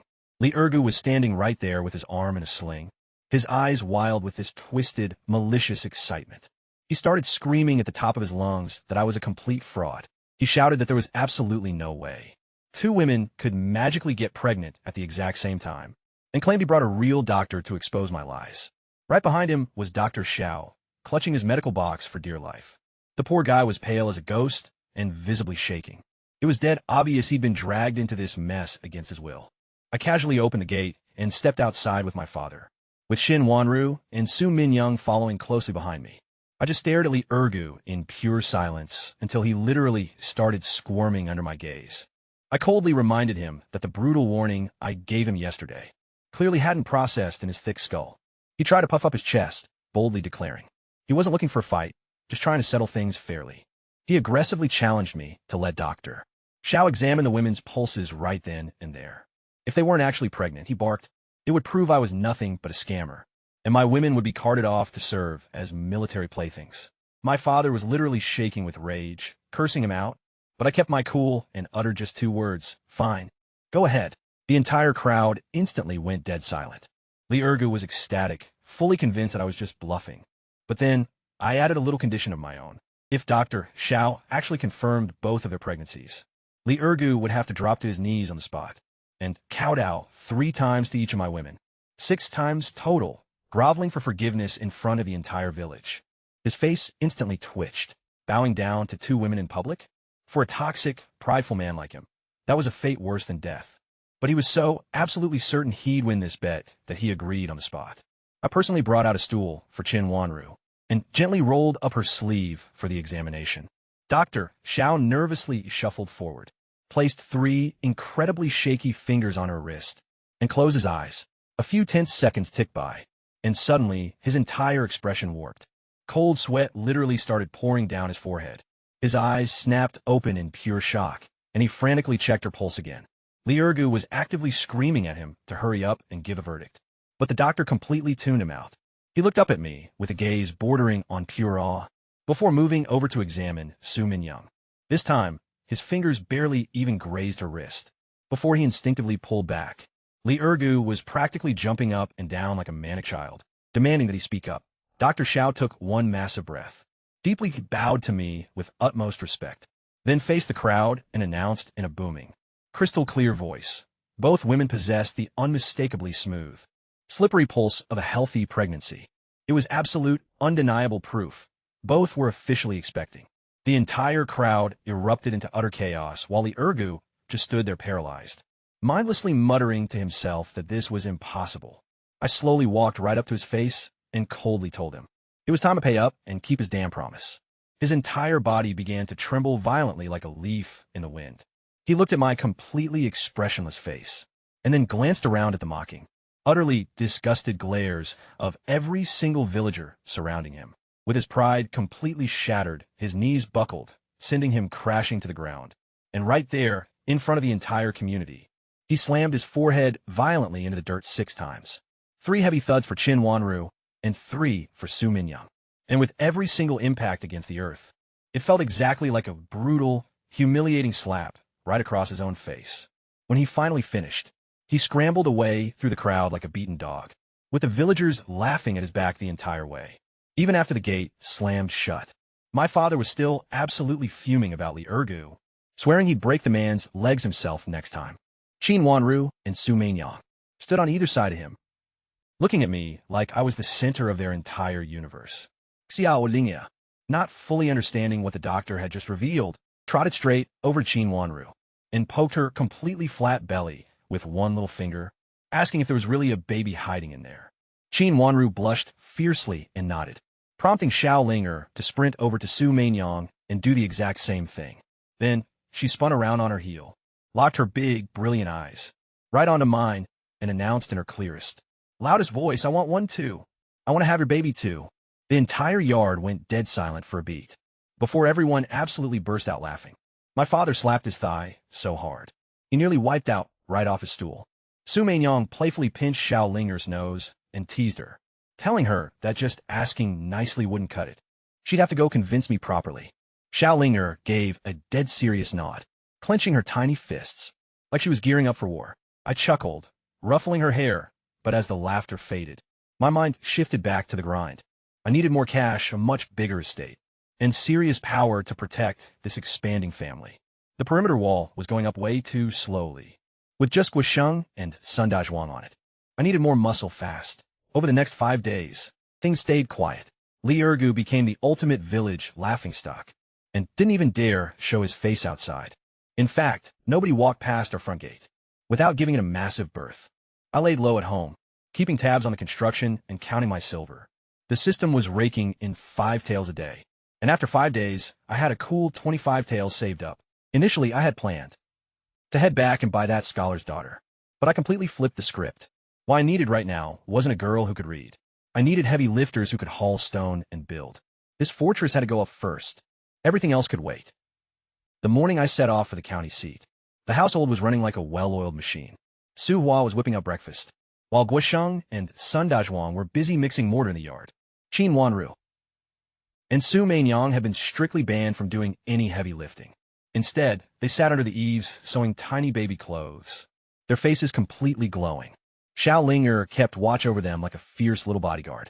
The moment I rolled into the slave market, the goatee-wearing dealer practically tripped over his own feet, scrambling to greet me. Grinning from ear to ear, he bragged that he'd held onto the scholar's daughter just for me. I looked him dead in the eye and told him flat out I didn't want her anymore. His smile instantly froze, and the color drained right out of his face. The massive payday he'd been banking on had just vanished into thin air. But hey, the man was a hustler. He snapped out of it quick, asking what I was looking for. I laid out straight. I needed 3 honest men. Strong guys, built for heavy lifting, and one made to keep things clean. Someone who could cook and wash. Simple as that. He led me away from the massive crowd to a separate yard, where he picked out 3 guys in their early 30s. They looked completely emaciated and starved, but they had massive frames, and hands completely calloused from years of brutal labor. But their eyes? Completely dead. They had that utterly defeated look of people who'd accepted that they no longer controlled their own destiny. The maid was just a young girl, maybe 14 or 15. Skinny, incredibly timid, keeping her head low. But I noticed her hands were scrubbed perfectly clean. Good enough for me. I didn't need a genius. I needed someone obedient and ready to grind. The price tag came out to 5 taels a head. 20 taels total. I didn't even bother haggling. I whipped out 4 5-tael silver ingots and tossed them over.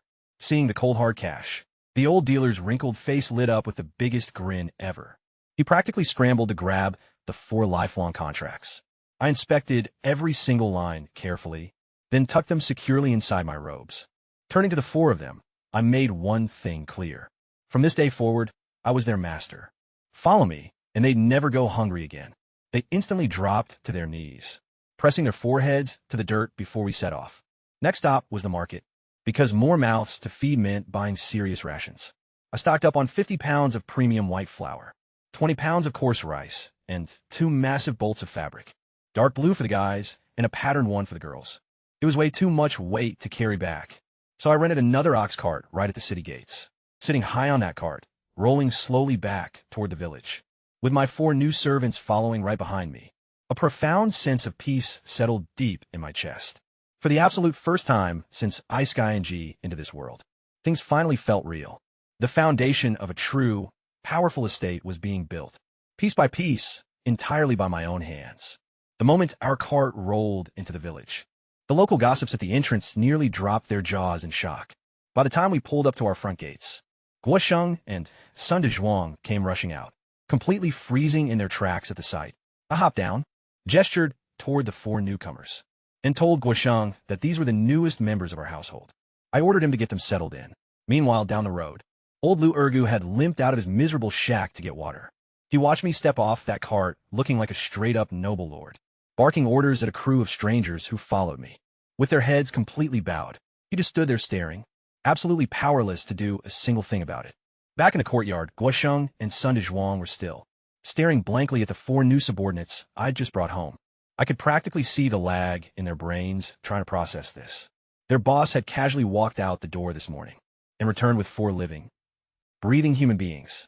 Gathering everyone together, I decided to give the 3 men brand new names. Sun E Sun Air, and Sun San. Keep it simple, keep it clean.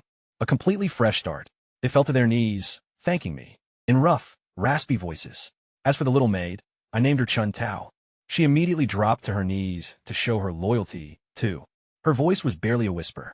Listen up, I said. I have 2 rules here, absolute loyalty and hard work. Anyone who can't handle that simple standard won't get a single bite to eat under my roof. With that established, I officially put Go Xing in charge of the entire crew. Sun E, Sun Air, Sun San, and Sun Dazhuang were all answering to him now. His job? Track who was actually grinding and who was slacking off, and report the data directly to me. Go Xing instantly stood up straight as a board and barked out a fiercely disciplined, "Yes, sir," that literally echoed off the walls. Next up was Chantel. I assigned her to help Suwa with cooking and laundry duty. Suwa immediately flashed a warm, welcoming smile and took the girl's hand, guiding her gently toward the kitchen, like a supportive older sister. Meanwhile, the new guys wasted zero time getting to work. And let me tell you, the difference was absolute night and day. These were seasoned laborers who had grounded out their whole lives. Compared to those lazy village freeloaders I had just fired, this new crew was easily 10 times more productive. The defensive wall was shooting up at lightning speed. Soon enough, the news hit the village like an absolute bombshell. The Sun family had officially started buying personal servants, throwing hands, making bank, throwing down with corrupt government officials. The villagers could still rationalize all of that within normal peasant life. But buying human labor? That was straight-up elite landlord territory. True wealthy elite behavior. We had literally evolved into a completely different social class overnight. Right next door, my Uncle Sun Lower's house was in absolute shambles. His toxic wife, Wong, was screaming her lungs out at him, slamming the table and calling him a useless, pathetic man. She had caught wind of everything, the personal servants, the massive brick mansion, the whole 9 yards. She aggressively pointed out that we were literal blood relatives, insisting that if my uncle just went over and demanded a job, we would be forced by tradition to hire him. At the very least, he could easily pocket 30 copper coins a day, just like those fired village laborers had been doing. She kept trashing him, calling him a spineless coward, and threatened to march over herself if he didn't man up. My uncle finally snapped under the relentless nagging. He dropped his pipe, dragged his pathetic self out the door, and reluctantly shuffled over to our front gate. He stood outside pacing for what felt like an eternity, struggling to muster up the nerve to actually knock. When Go Xing opened the door, my uncle forced a painfully awkward, fake smile, and nervously asked if my father was around, claiming he just wanted to catch up. Hearing the commotion, my dad and I both walked out. My dad's expression instantly turned ice cold. These two brothers had been locked in a bitter feud for years, and Aunt Wong's toxic, poisonous mouth had only fueled the fire. My uncle began stammering through his pathetic sales pitch. He argued that since we were family, and clearly needed extra hands to build this massive estate, maybe he could graciously pitch in. After all, family is way more trustworthy than random outsiders, right? The moment he said that, my dad looked like he was about to absolutely explode. But I subtly held him back and locked eyes with my uncle. I saw right through the shifty eyes, the fake friendliness, and the blatant, unadulterated greed. Wong had clearly forced him into this, and he was too weak to stand his ground. I looked him dead in the eye and calmly explained that Go Xing was now in total control of all construction and hiring decisions. If my uncle wanted a job, he'd have to beg Go Xing for it. Instantly, both my father and my uncle completely froze. Forcing an elder blood relative to beg permission from a bot servant? My uncle's face turned a deep, furious purple from pure, unmitigated humiliation. I casually acted like I didn't even notice the tension. Instead, I slapped Go Xing on the shoulder and said aloud, "Hey, my uncle here wants to join the crew. What do you think, boss?" Poor Goshen was sweating absolute bullets, stammering out that a call like this was way above his pay grade. I flashed a cold, sinister smile that made my uncle freeze right in his tracks, and straight up told Goshen that if he couldn't even handle a minor issue like this, how could he ever manage real power down the line? Then I just turned around and walked inside, leaving him to deal with the awkwardness. It was just a completely shook Goshen and my uncle standing out there in the yard. One was too terrified to speak, while the other was too humiliated to even move. Back in my room, I immediately pulled up the system panel. Goshen and Suwa were still maxed out on loyalty, a perfect 100 each. Meanwhile, Sun Dayswang had surged up to 70. But the 4 new recruits were still rock bottom. Sun E, Sun Air, and Sun Sin were sitting at a measly 10, while Shantao was at 20. They hadn't bought into the vision yet, meaning 0 silver generation from them. My passive daily income was locked in at 5 taels. But hey, that's fine. True loyalty takes time to build. Suddenly, a brand new notification popped up on the interface. A glowing golden line of text revealed that my household had officially hit 7 out of the 10 members required to unlock a massive milestone feature, the clan registry. This wild perk let me track the real-time attitude and hidden motives of any blood relative within 3 generations of my family line. I immediately scanned my uncle's profile. Sun Lower, attitude -15. Primary traits, jealousy and pure greed. Then I checked out his wife, Wong. Her stats were even worse. Attitude -40, fueled by sheer resentment and malicious greed. The moment I locked eyes on her number, a hidden string of detailed insider notes materialized right underneath. It read, "This target is actively plotting with her son, Sun Baojian, conspiring to ambush your home tomorrow to spark a massive scene, intent on utterly destroying your reputation and forcing you into absolute submission.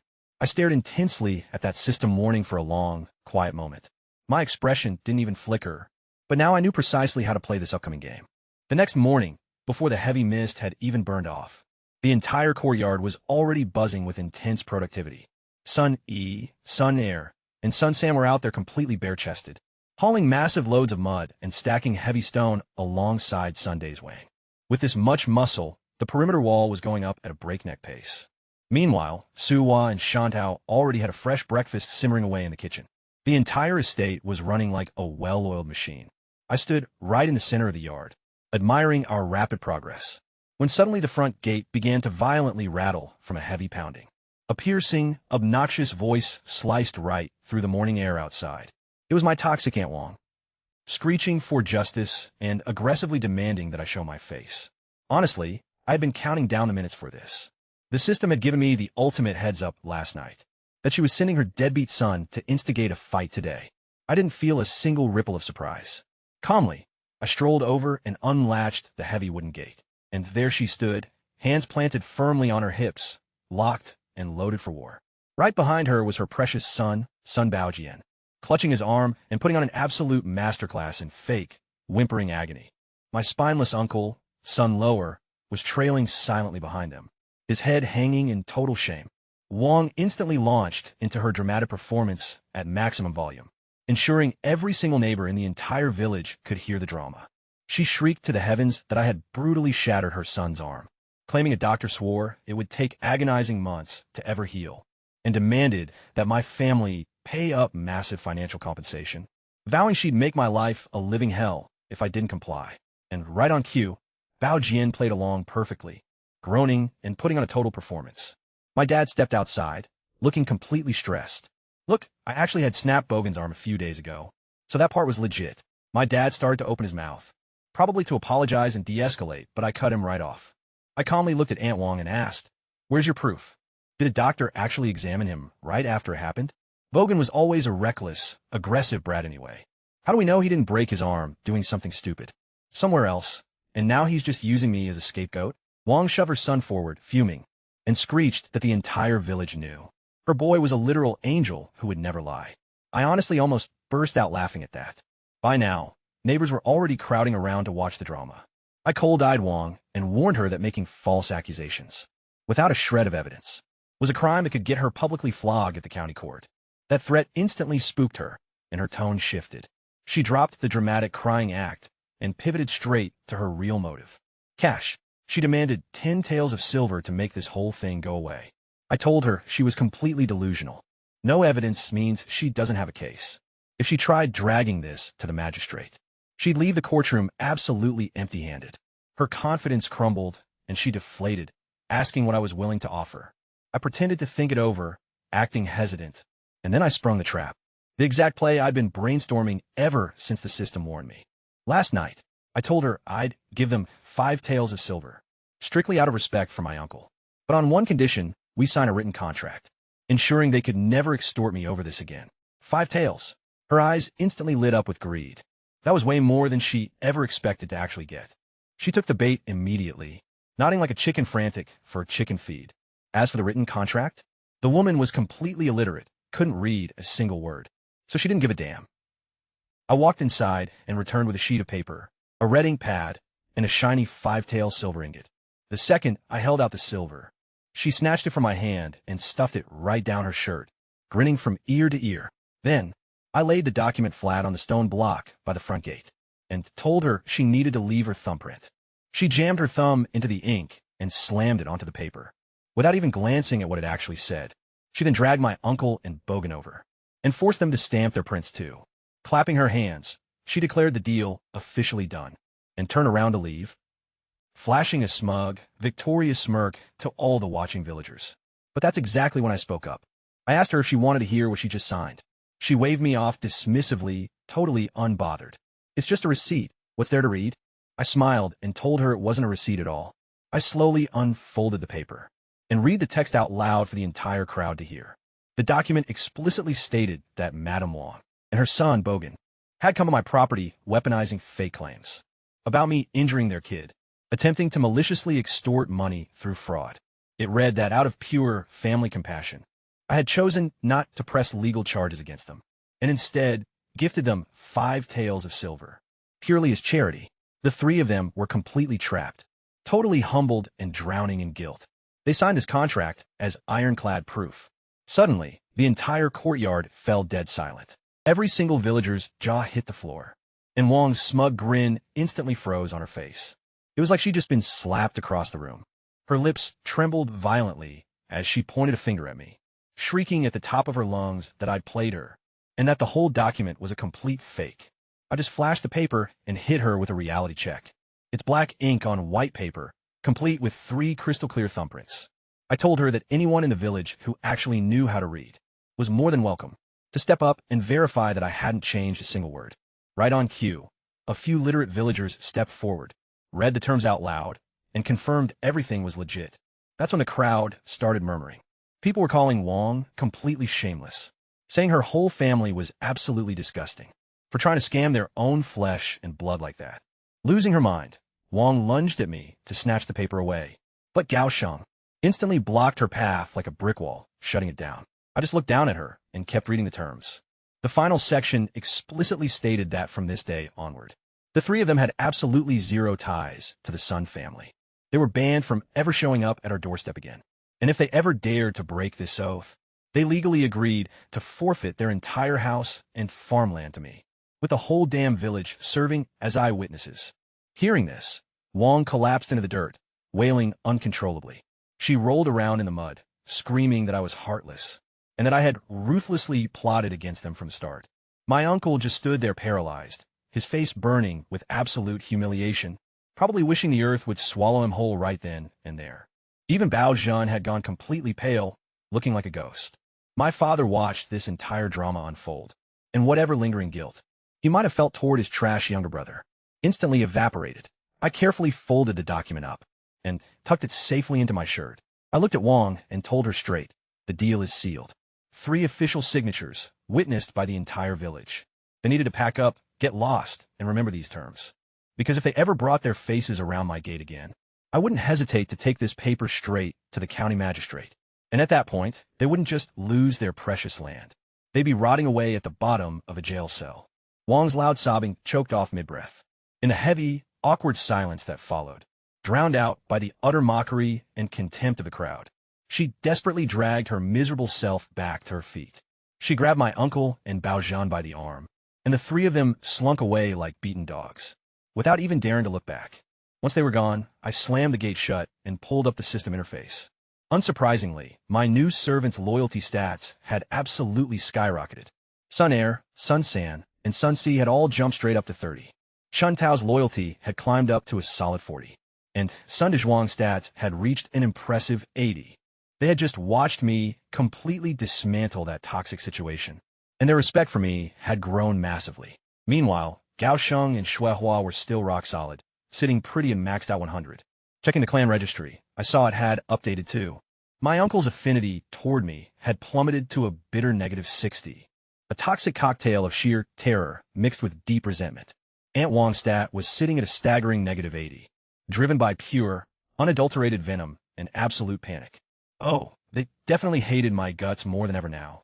But, honestly, they were completely terrified of me now. And honestly, I was totally fine with that. Pure fear keeps intruders away better than any fortress wall ever could, especially after how I dealt with my toxic aunt. The new servants started looking at me in a completely different light. They literally just watched me dismantle my own blood relatives. No hosetaschen, no blinking, just straight savage. 0 weakness shown.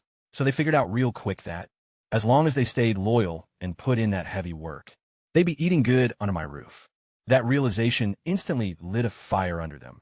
Goshen was out there barking orders with actual authority now, standing straighter and taller than I'd ever seen him. Sun E, Sun Air, and Sun San were absolutely hustling without even being asked. Before, they were just working to survive and get a meal. Now, they desperately wanted to prove their worth, locking down a permanent spot in this household. With the entire squad pulling together, the results were immediate and insane. In literally just one afternoon, that wall went from being waist-high to shooting straight up past chest level. The entire yard was filled with the heavy scent of fresh earth and pure, honest hustle. By sunset, Soa and Shantao brought out a massive dinner spread. A mountain of fluffy, steaming white flour buns. A massive pot of savory stewed greens. Perfectly scrambled eggs. And a giant bowl of rich, glistening braised pork. I looked at the freshly built wall, then at my crew, drenched in sweat but standing proud, and I just gave a solid nod. I called the whole squad over to dig in. But before they could even touch a single plate, I pulled out a heavy string of copper coins. That loud, metallic jingle instantly froze everyone in their tracks. I walked straight up to Goshen first, and dropped a fat stack of 150 coins right into his palm. A well-deserved bonus for managing the crew like a boss. His face flushed bright red, his hands visibly shaking. He actually tried to refuse it, stammering that it was way too much. I just told him to shut up, take the cash, and keep grinding. Next, I stepped up to Sun, Dayswang, and handed each of the 3 new guys 100 coins flat.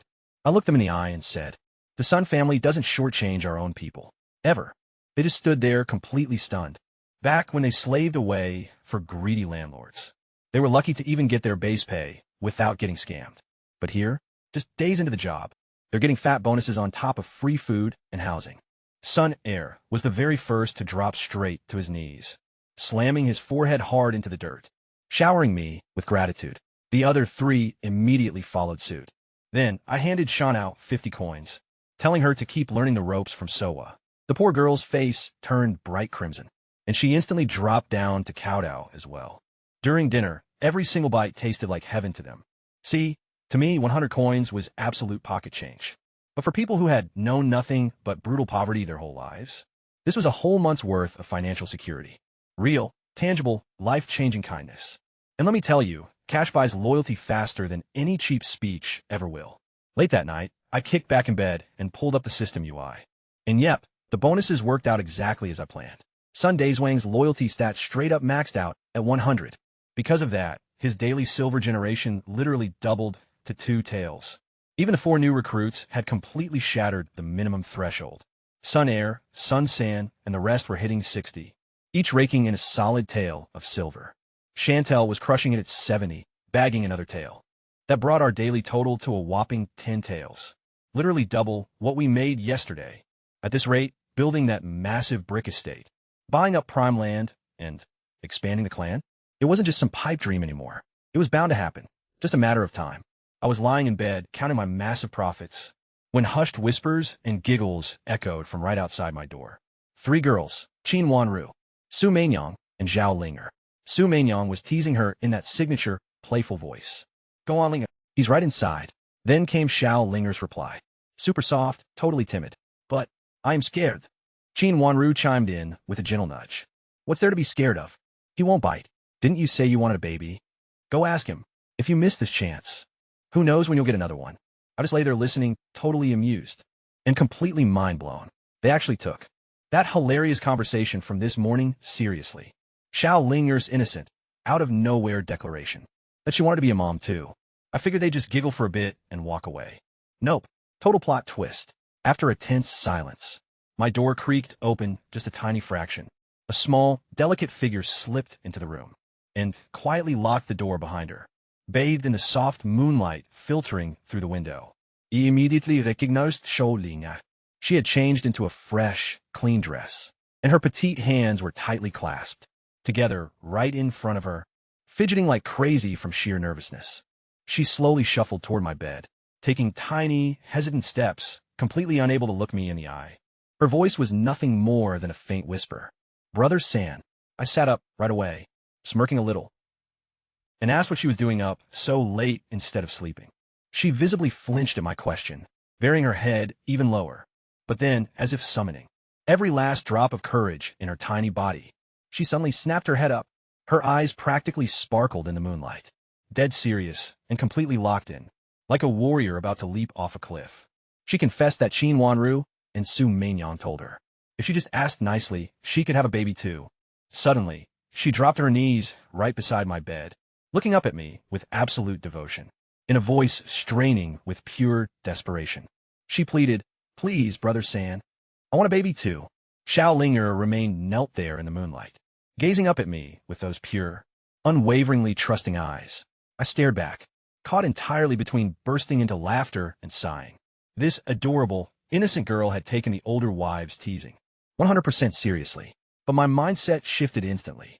Expanding the lineage was my absolute top priority. Qin Wanru and Su Meinyang were already expecting, which was amazing, but more kids meant more power, insane system rewards, and ultimate security. And Xiao Linger was definitely of age. Back in this day, girls her age were already married off with a bunch of kids. But she came to me totally on her own, carrying real, genuine feelings. So, I decided to give her exactly what she wanted. I gave her one last chance, asking if she was absolutely sure. Bro, she nodded so fast and hard. I thought her head was literally going to pop off. Swearing up and down she'd do whatever I commanded. I told her go ahead and lock the door from the inside. She scrambled up and bolted it shut instantly, then slowly shuffled her way back to the bed. She was clutching the hem of her shirt, completely too nervous to even look at me. She finally crawled onto the mattress, but kept as much distance between us as physically possible, curling up in the corner like a terrified little rabbit. I softened my voice to calm her down, pulled her in close, and gently warned her that it might hurt a bit. She nodded, honestly not even fully understanding what she was getting into. With her face burning bright red, she squeezed her eyes shut, her eyelashes trembling in pure anticipation. Suddenly, she let out a soft cry of pain as tears began to stream down her cheeks. I made sure to be incredibly gentle after that, and when it was finally over, she just curled right up in my arms, still sniffling quietly. I tenderly wiped the remaining tears from her face, and in the dim moonlight, I noticed the distinct red stain left on the sheets. And, right on cue, the system notification chimed in. Xiao Linger has successfully conceived. Family. Prosperity has officially increased by 1. But the reward? It was something called Gynecology Master. Suddenly, an absolute flood of women's medical knowledge came pouring straight into my brain, making me curse the system internally. Like, seriously, what kind of ridiculous reward is that? But looking down at the poor girl whimpering helplessly in my arms, I decided to let it slide. I gently patted her back and told her, as a matter of fact, to stop crying because there was already a baby growing inside her belly.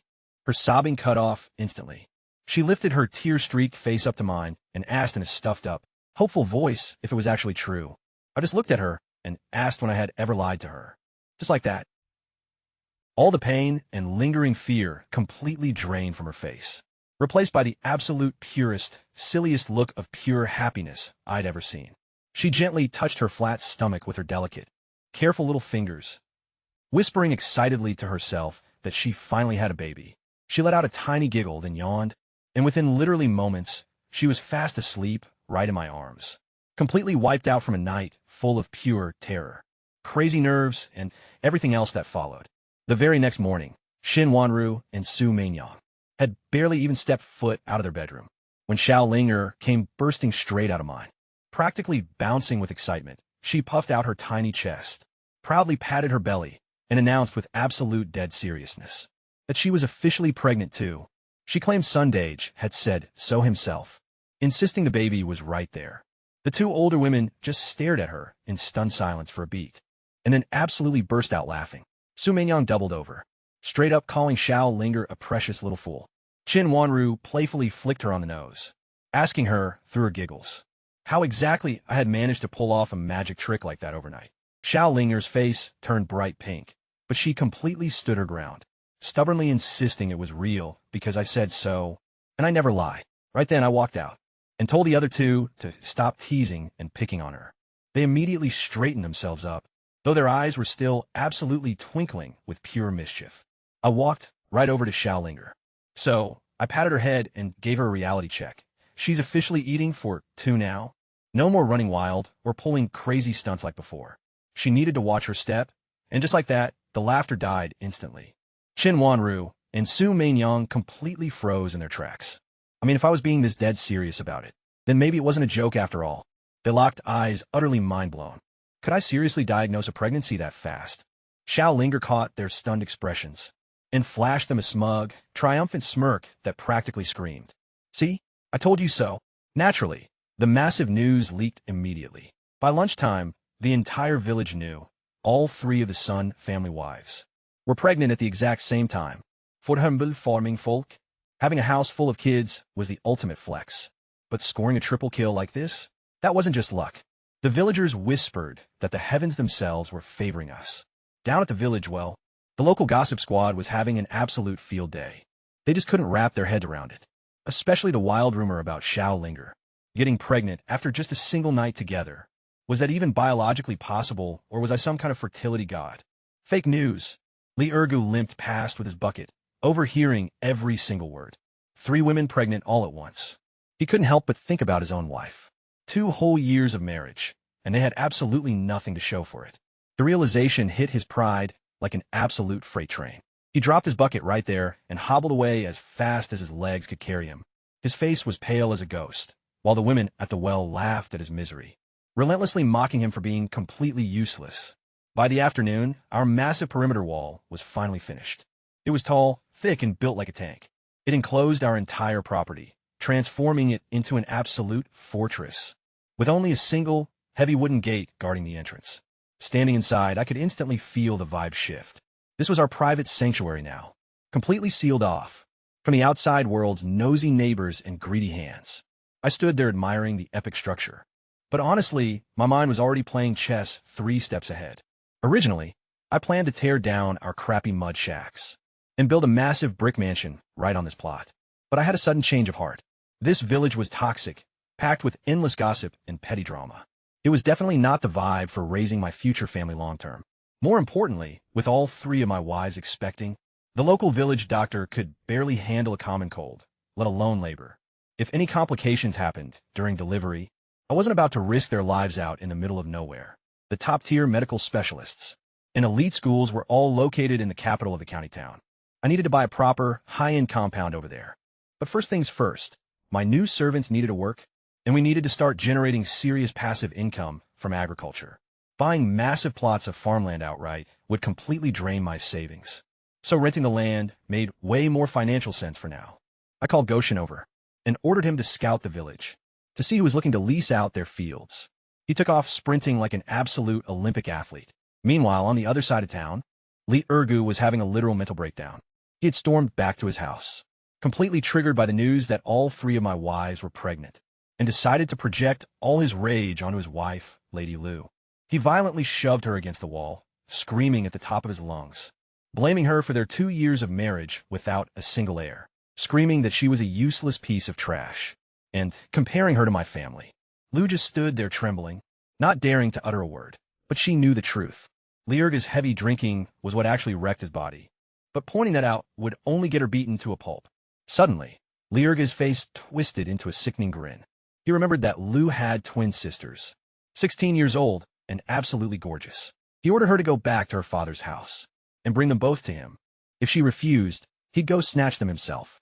He backhanded her so hard it split her lip open, then stormed out to go get wasted somewhere else. Lu collapsed on the floor, all alone, clutching her bruised face and sobbing. She knew he wasn't bluffing. Her father was frail and sick. There was no way he could fight off a thug like Liurgu. If those 2 girls fell into that monster's hands, their lives would be completely ruined. She desperately played out every scenario in her head and rejected them all. Then, one face flashed clearly in her mind. Mine. I was the only person in this entire village that Li Ergu was genuinely terrified of, the only one who could put him in his place. And then a wild idea hit her. Instead of letting her sisters get destroyed by Li Ergu, what if she offered them to the Sun family? She had seen how lavish things were at my place. A massive estate, plenty of servants, and feast-worthy meals every single day. Plus, rumors said I never mistreated women. Imbanru, Sumenyang, and Zhao Linger, all 3 of them were absolutely glowing, healthy, and well-fed.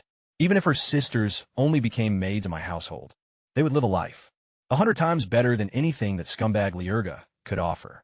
Late that night, under the cover of darkness, Lu snuck out. She climbed the crooked tree right outside our courtyard, scrambled over the wall, and crept up to my bedroom door. When I opened it, I was shocked to see a woman with a heavily bruised, swollen face and disheveled clothes kneeling on the cold ground. She begged me, tears streaming down her face, to save her twin sisters. She spilled everything. How Li Ergu had brutally beaten her, how he was forcing her father to hand over the girls, and how he threatened to take them by force if they resisted. Then, she looked up at me with pure desperation in her eyes and asked me point-blank, did I need any more wives or even just maids? Her twin sisters were 16, gorgeous, and healthy. She was willing to give them to me in any capacity I would accept, as concubines, as servants. Literally anything, as long as they were safe, fed, and kept far away from that absolute animal. I calculated the moves quickly. Ruining Li Urga's twisted plans was already satisfying enough. But on top of that, my 3 pregnant wives desperately needed extra hands around the estate. And I still needed to expand my clan. A pair of twin sisters? That was an unexpected jackpot. I told Lu to stand up, then asked if this was her own crazy idea or if her parents knew. She swore it was all her, but insisted her father would definitely agree. After all, what father wouldn't rather see his daughters safe and provided for, instead of hunted down by a psycho like Li Urgu? I nodded and told her to go back home and pretend tonight never happened. If Li Urgu brought up the twin sisters, she needed to buy us some time. Just telling the family needed a few days to weigh their options. I slipped her a solid piece of silver, telling her to go get some medicine for her bruised face. She stood frozen in the courtyard, clutching that cold metal, completely dazed but too intimidated by my authority to argue. Without another word, she scaled back over the wall and melted right into the shadows of the night. By the crack of dawn, I was already dressed and heading out. The courtyard was already buzzing with energy. Sun Yi and Sun Daeyoung were grinding away, splitting firewood, while Sun Ae and Sun Sand were hauling heavy water buckets without dropping a single bead. The moment Guosheng spotted me, he rushed right over. He reported that he'd spent the entire previous day scouting around to rent some decent land, but came up completely empty-handed. I told him to drop that for now. I had a way higher priority mission for him. I pulled him close, dropping my voice to a whisper. I needed him to hustle over to the Liu family village immediately and dig up some dirt on Li Urga's wife. Specifically, I wanted intelligence on the Liu family's twin sisters. I needed details on their age, their looks, and most importantly, what kind of people they actually were, their true reputation and character. I ordered him to keep it completely low-key. Not a single soul could know the Sun family was sniffing around. He pounded his chest confidently and bolted off, bringing new women into the mix, especially with all 3 of my current wives pregnant. It was a massive move I couldn't afford to gamble on. I needed women who would seamlessly blend into the household, keeping the peace while helping expand our legacy. Not dramatic troublemakers who would tear my estate apart. Sure, Liu's sob stories sounded totally legit, but I only make moves based on intel from my own trusted circle. Guosheng was back within a single hour, drenched in sweat but grinning from ear to ear. Turns out, the twins were named Liu Mei and Liu Lan, and they had just turned sweet 16. The entire village vouched that they were absolute beauties, gentle-natured, just like their honest father, incredibly hard-working and pure-hearted. As for why they were still single, that was entirely because of that scumbag, Li Urgu. A ton of highly eligible families had tried to propose over the last few years. But Li Urgu straight-up terrorized and intimidated every single suitor. He aggressively spread the word that as their brother-in-law, he had absolute veto power over who they married. And if anyone dared to cross him, he'd personally show up at their doorstep, wrecking their lives day in and day out.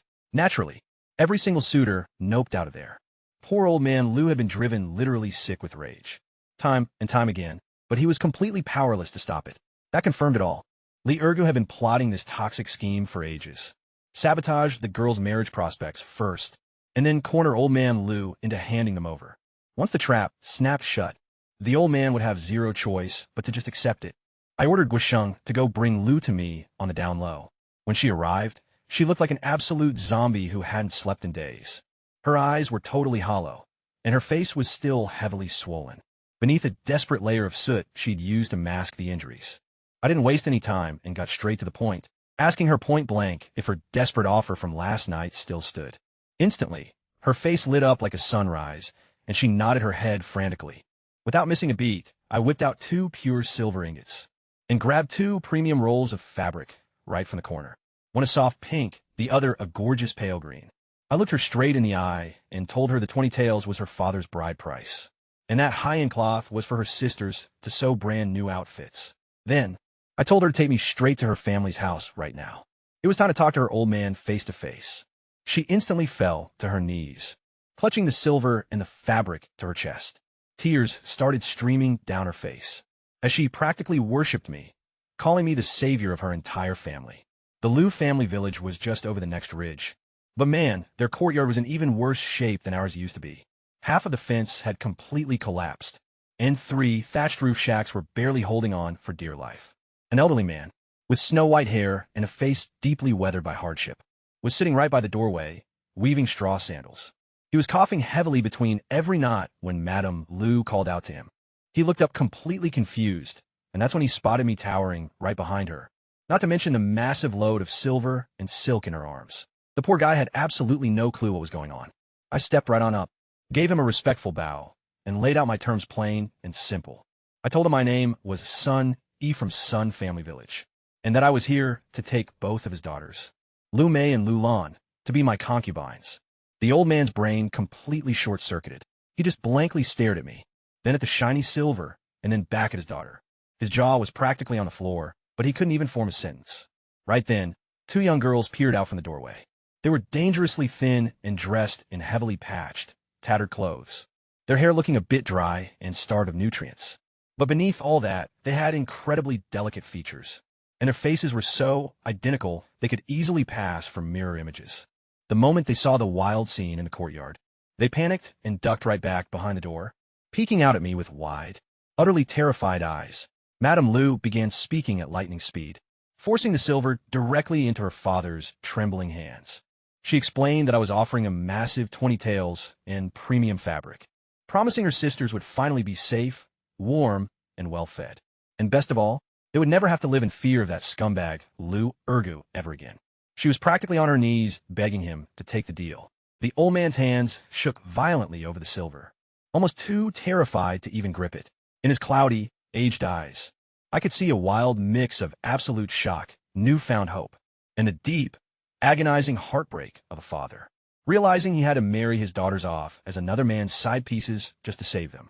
But then, he glanced back at his two terrified daughters hiding behind the door, thought about the horrific fate awaiting them if Lu Ergu got his hands on them, and the very last of his hesitation completely evaporated. His voice came out incredibly raspy and broken as he gave his consent. He agreed on one single, absolute condition. Just treat them right. I gave a firm nod, and assured him I'd have a proper sedan chair sent over to pick them up first thing tomorrow morning. Just like that, the deal was sealed.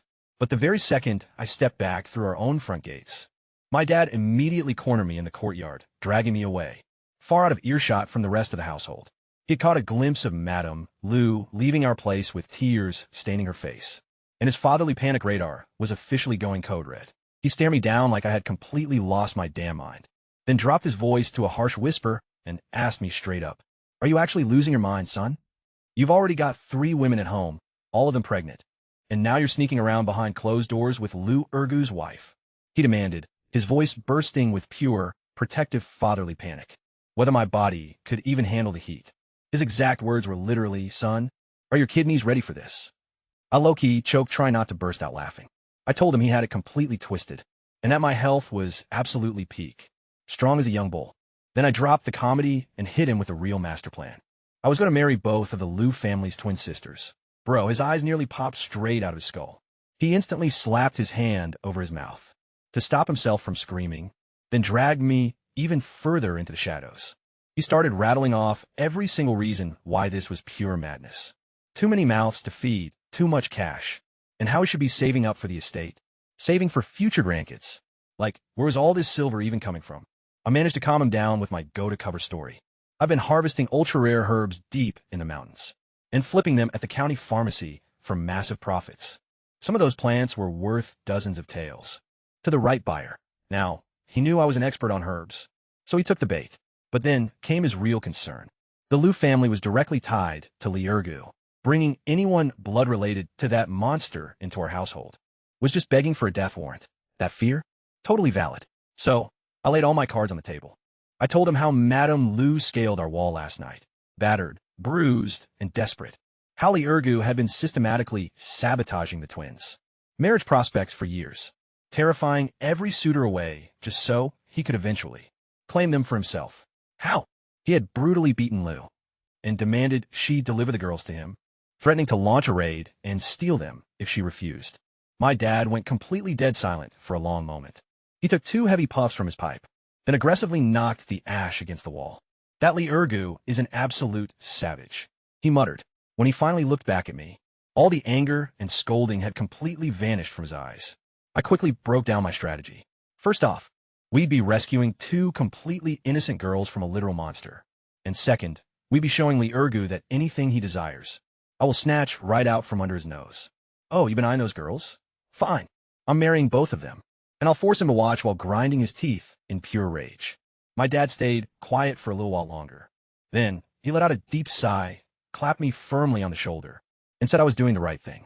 With that, we headed back inside together. All three of my wives were gathered there, along with the servants, everyone anxiously waiting to hear the final verdict.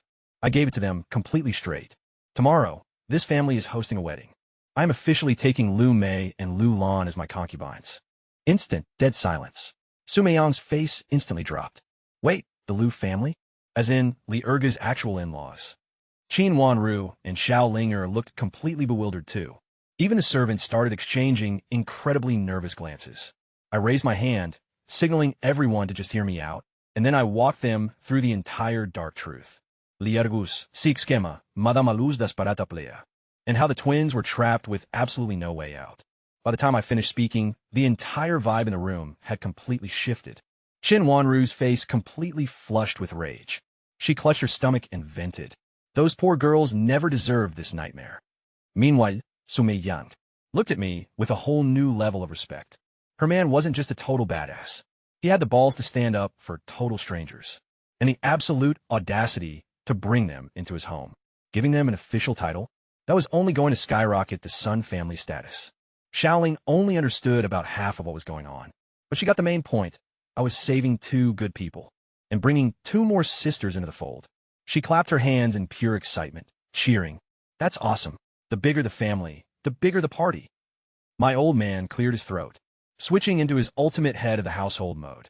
He declared the decision final and immediately started barking orders. Go Xing and Sun Daizhuang were sent rushing to town for red paper, festive candles, and wedding decorations.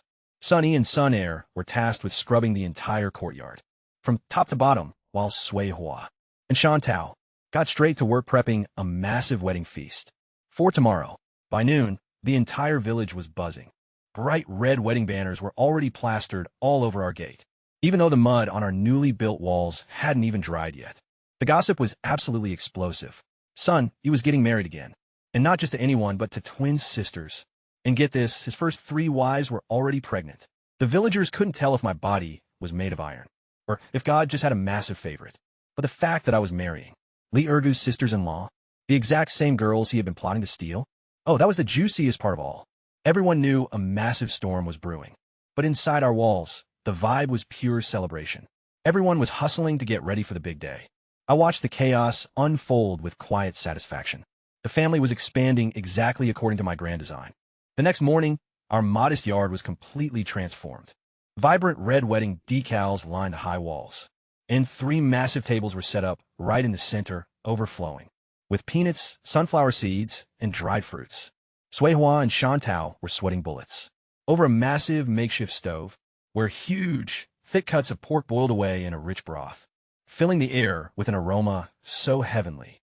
It made everyone's mouths instantly water. My dad, dressed in his finest clothes, stood at the front gate with a grin plastered across his face, welcoming every single guest who walked through. And let me tell you, absolutely everyone showed up. Neighbors who used to curse us, the ones who mocked us, and even the hoarders who refused to lend us a single grain of rice back when we were literally starving. They stared at our towering walls, the army of bustling servants, and the actual luxury meat cooking in the pots. You could literally see a chaotic storm of emotions brewing behind their eyes. There was envy, pure jealousy, but above all else, something they couldn't deny anymore. Utmost respect. When the auspicious hour finally arrived, 2 brand new crimson bridal sedan chairs came bouncing down the dirt road, hoisted on the shoulders of 4 sturdy carriers, with loud music and exploding firecrackers clearing the way. The village had literally never seen a spectacle like this. But right on cue, Li Ergu crashed the party uninvited. He shoved his way through the crowd clad in pure rags, his shifty eyes scanning the place, practically drooling all over the feast. He aggressively threw himself into a seat, snatched up a fistful of seeds, and immediately started talking trash. He began dropping these vile, disgusting jokes, mocking whether my body could even handle having so many wives, bellowing it out for the entire courtyard to hear. Everyone froze, too terrified to speak. But my father was seething, his knuckles turning white. Suddenly, the bridal palanquins pulled up to our gates, and I stepped forward, rocking a crimson wedding robe. The 2 stunning brides, Lu Mei and Lu Lan, walked out, their faces hidden beneath red veils. As the wedding coordinator guided them in, Lee Ergu's jaw literally hit the floor, completely mesmerized by their figures. The idiot had no clue who they actually were yet, so he kept spewing filth, barking that he wanted to see what kind of baddie was worth that much cash. He actually stood his trashy self up and reached his filthy hand straight for Lu Mei's veil. She flinched, shrinking back in fear. But I crossed the distance in a single step. My hand locked around his wrist with a death grip, making his bones pop as he let out a pathetic shriek. Seeing this, the villagers finally found their courage, screaming at the absolute bum to get lost, calling him a shameless monster for ruining a wedding. But here's the kicker he still didn't realize. Those veils were hiding his own wife's twin sisters. I slowly released his wrist. Spilling blood on my wedding day was a massive vibe killer. Pure bad luck. Instead, I gave him two brutal choices, projecting my voice so clearly that every single person in the yard could hear me.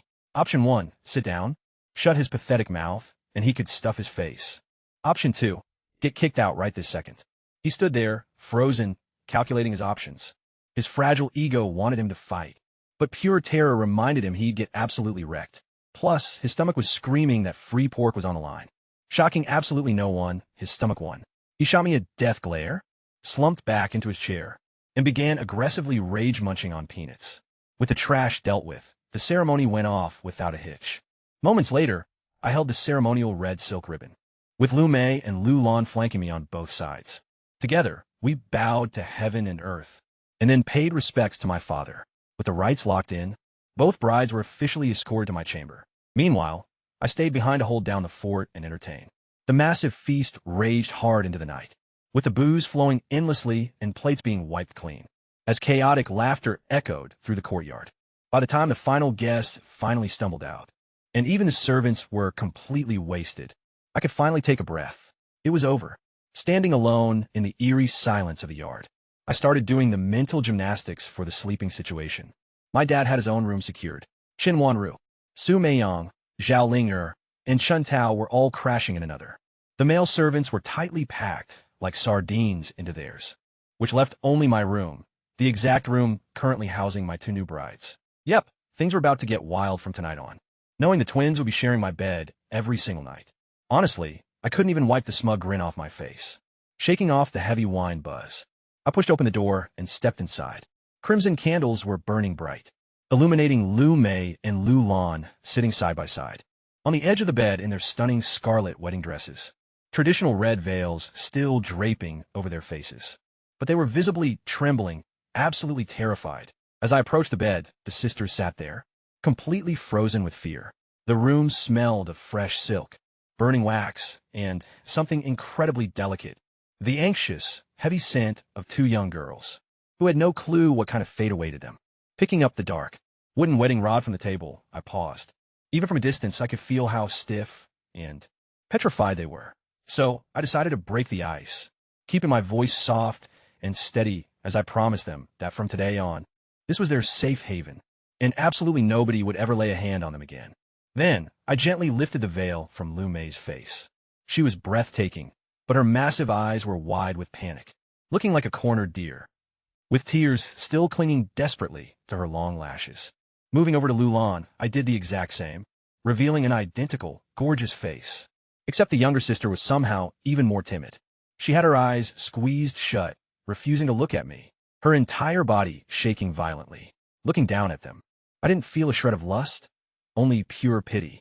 These poor girls had been living a nightmare for years, and today was supposed to be the absolute climax of that horror. I told them it had been an exhausting day and they needed rest. Then I grabbed some extra blankets, dragged them to the corner, and set up a makeshift spot for myself on the floor. I told them I'd be sleeping down there, and that the bed belonged to them. Both of them just stared at me, eyes wide, completely flabbergasted. They had braced themselves for a monster, but got a savior instead. I blew out most of the candles, leaving just a single, dim lamp flickering, before laying down fully clothed and passing out on the floor. The two sisters exchanged a quiet glance, and in that shared look was absolute shock, mixed with the very first spark of genuine relief. Meanwhile, Lee Ergu had stumbled his way back home, wasted and absolutely furious after the wedding feast. He had received nothing but public humiliation. At my table, busting through his own front door, He barked at his wife to fetch him some water, but the house was pitch black and dead silent. No reply. Blinded by the dark, he tripped over a stool, cracked his skull hard against a table leg, and knocked himself clean out on the floor. The miserable bastard didn't wake up until late the next morning, his head splitting from a massive hangover. The house was still eerily quiet. Lou was nowhere to be found, cursing under his breath. He dragged his pathetic self to the village well to quench his thirst. But when he arrived, the local gossip mill was already buzzing about my wedding. The village women were gushing over how gorgeous the twin brides looked, how old man Lou scored a massive 20 taels for the bride price, and how incredibly blessed those girls were to marry me, instead of being preyed upon by that absolute animal. Liurgu. Hearing his own name, Liurgu froze dead in his tracks. The Lou family village. Old man Lou's twins. As the words slowly pieced together in his hungover brain, he grabs one of the women by the arm, aggressively demanding to know exactly who I just married. She just looks at him like he's an idiot and says, obviously your wife's twin sisters. Turns out, the entire village was already in on it. The realization hits him like an absolute freight train. The two gorgeous girls he'd been plotting to steal for 2 whole years, the ones he thought were guaranteed to be his, are now married to me, sleeping right under my roof. They're gone forever. Pure rage and shock choke him up. He stumbles backward, his jaw literally dropping, but he can't even form words. The surrounding villagers completely explode into laughter. The prize he'd been drooling over for years just got served to someone else on a silver platter. Losing his mind, he lets out a feral howl, curses my entire bloodline, and sprints off. He doesn't dare come toward my house. He's not that stupid. Instead, he books it straight toward the Lou family village. He is fully prepared to tear old man Lou limb from limb. But when he arrives, wheezing and looking completely unhinged, he finds a Lou family courtyard packed to the brim. Over a dozen of Lou's biggest relatives are waiting, standing shoulder to shoulder while weaponizing heavy hoes, carrying poles and wooden clubs. They're staring him down with pure, unadulterated murder in their eyes. Old man Lou is standing right at the front, his spine perfectly straight for once, holding an official document. Right behind him is his daughter, finally daring to lift her head and look her abuser in the eye. The old man's voice booms across the yard, sounding more powerful than Liurgu has ever heard it. He announces that his daughter has suffered enough during those 2 hellish years under Liurgu's roof, and the family had gritted their teeth and tolerated it. But trying to scheme his way into stealing his other 2 daughters? That crossed every single line. Liurgu is an absolute monster. One of the massive cousins steps forward, nonchalantly swinging a heavy iron hoe, and declares that the Lou clan is officially throwing this marriage in the trash. It's over. Old man Lou shoves the paper right in his face. It's a divorce decree. He commands Liurgu to sign it right now and get lost. The Lou family is taking their daughter back home, and they will protect and support her themselves. Liurgu tries to play tough, stuttering that she's his property and he's not signing a damn thing. The massive cousin flashes a chilling, icy smile and asks if Liurgu wants his one good leg broken to match his crippled one. Suddenly, several aggressive young men close the distance, surrounding him.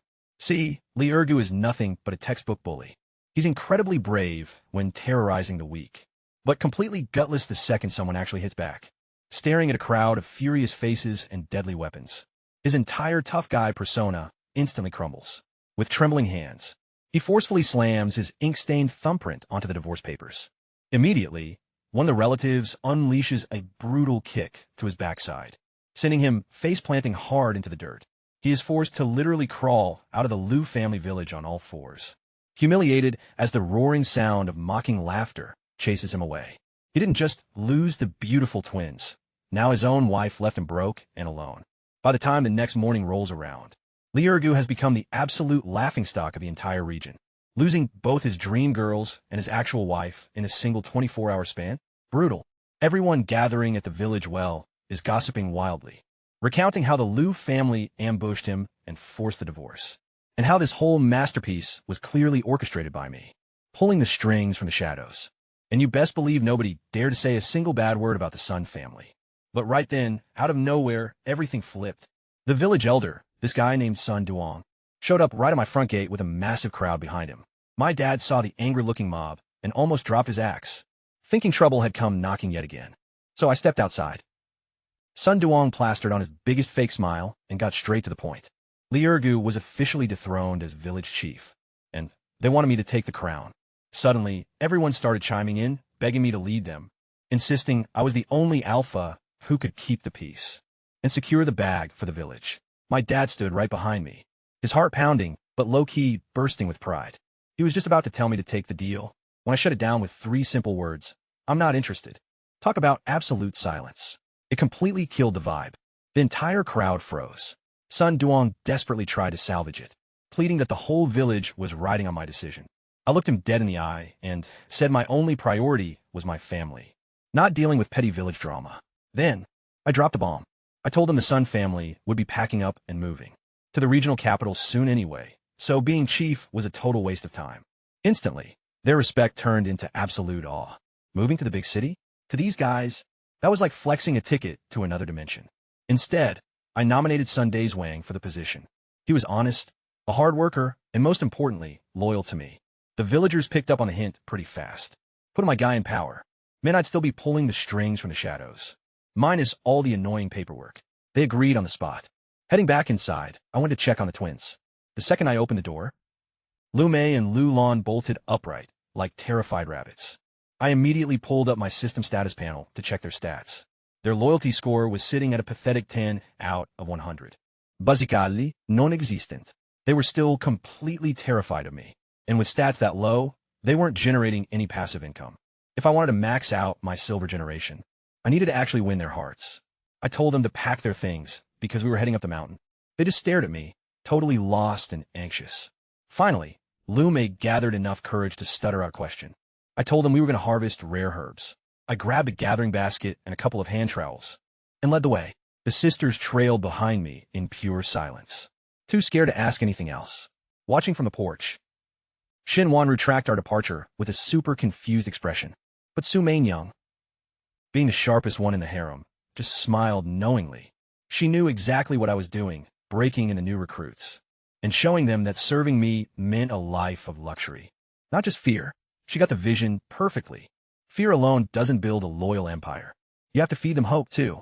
The mountain trail was brutal, and the twins kept stumbling in their brand new shoes. But I kept a steady, effortless pace ahead. The moment we stepped into the deep woods, their anxiety spiked to an all-time high.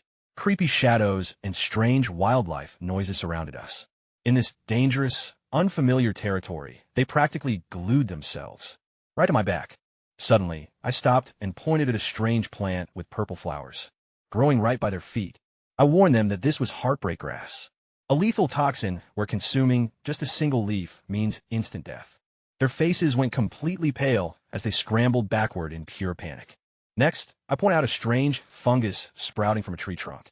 It was a rare, young Lingji mushroom, the ultimate cheat code for calming nerves and boosting energy. I carefully harvested the prize and tossed it into our basket.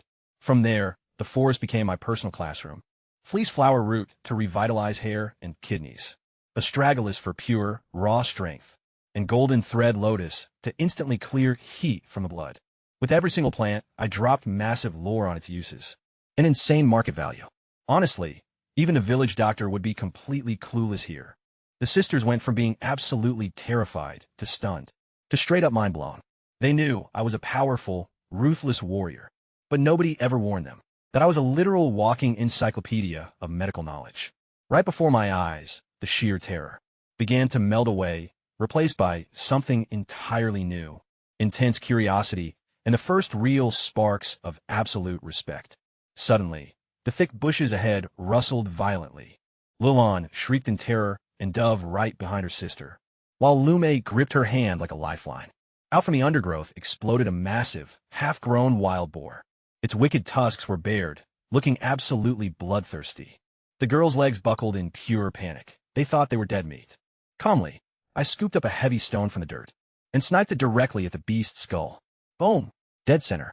The massive animal dropped instantly like a sack of bricks, its legs twitching twice before going completely stiff. Just like that, it was over. The twins stared blankly at the dead boar, then looked up at me, standing there like it was just another Tuesday. Ikashulu okt over, gave the massive carcass a light kick, and joked that luck was on our side tonight. Our family was going to feast like royalty. I waved them over to help me haul our prize back home. Snapping out of their absolute trance, they rushed forward, gazing down at the beast. This monster easily weighed more than both of them combined, yet I had deleted it with a single rock. In that exact moment, a profound shift happened in their eyes. Sure, the lingering fear was there, but now it was completely overwhelmed by something brand new. Genuine, unadulterated awe. Obviously, the wild boar was way too heavy for the twins to even budge. So, I grabbed a thick, sturdy vine, bound its legs tightly, and effortlessly hoisted the massive beast onto my shoulder, without even breaking a sweat. The creature weighed several hundred pounds, but to me, it felt like carrying a feather-light sack of rice. Trailing behind me, I overheard Lulon whispering to her sister about how incredibly amazing I was. Lume nodded in fervent agreement. It was obvious their entire perspective was changing. They had fully braced themselves for another living nightmare, thinking they'd just been traded from one monster to another. Li Ergu was openly malicious and cruel, and the village gossip had painted me as a reckless, volatile psychopath. But after spending 2 full days by my side, the real truth was finally staring them in the face. Yeah, I was quiet and intensely serious, but I had willingly slept on the cold floor during our wedding night, just to respect their boundaries and fear. I had utterly crushed Li Ergu just to keep them safe, could delete a charging boar with a single rock, and knew the secret lore of every herb in the forest.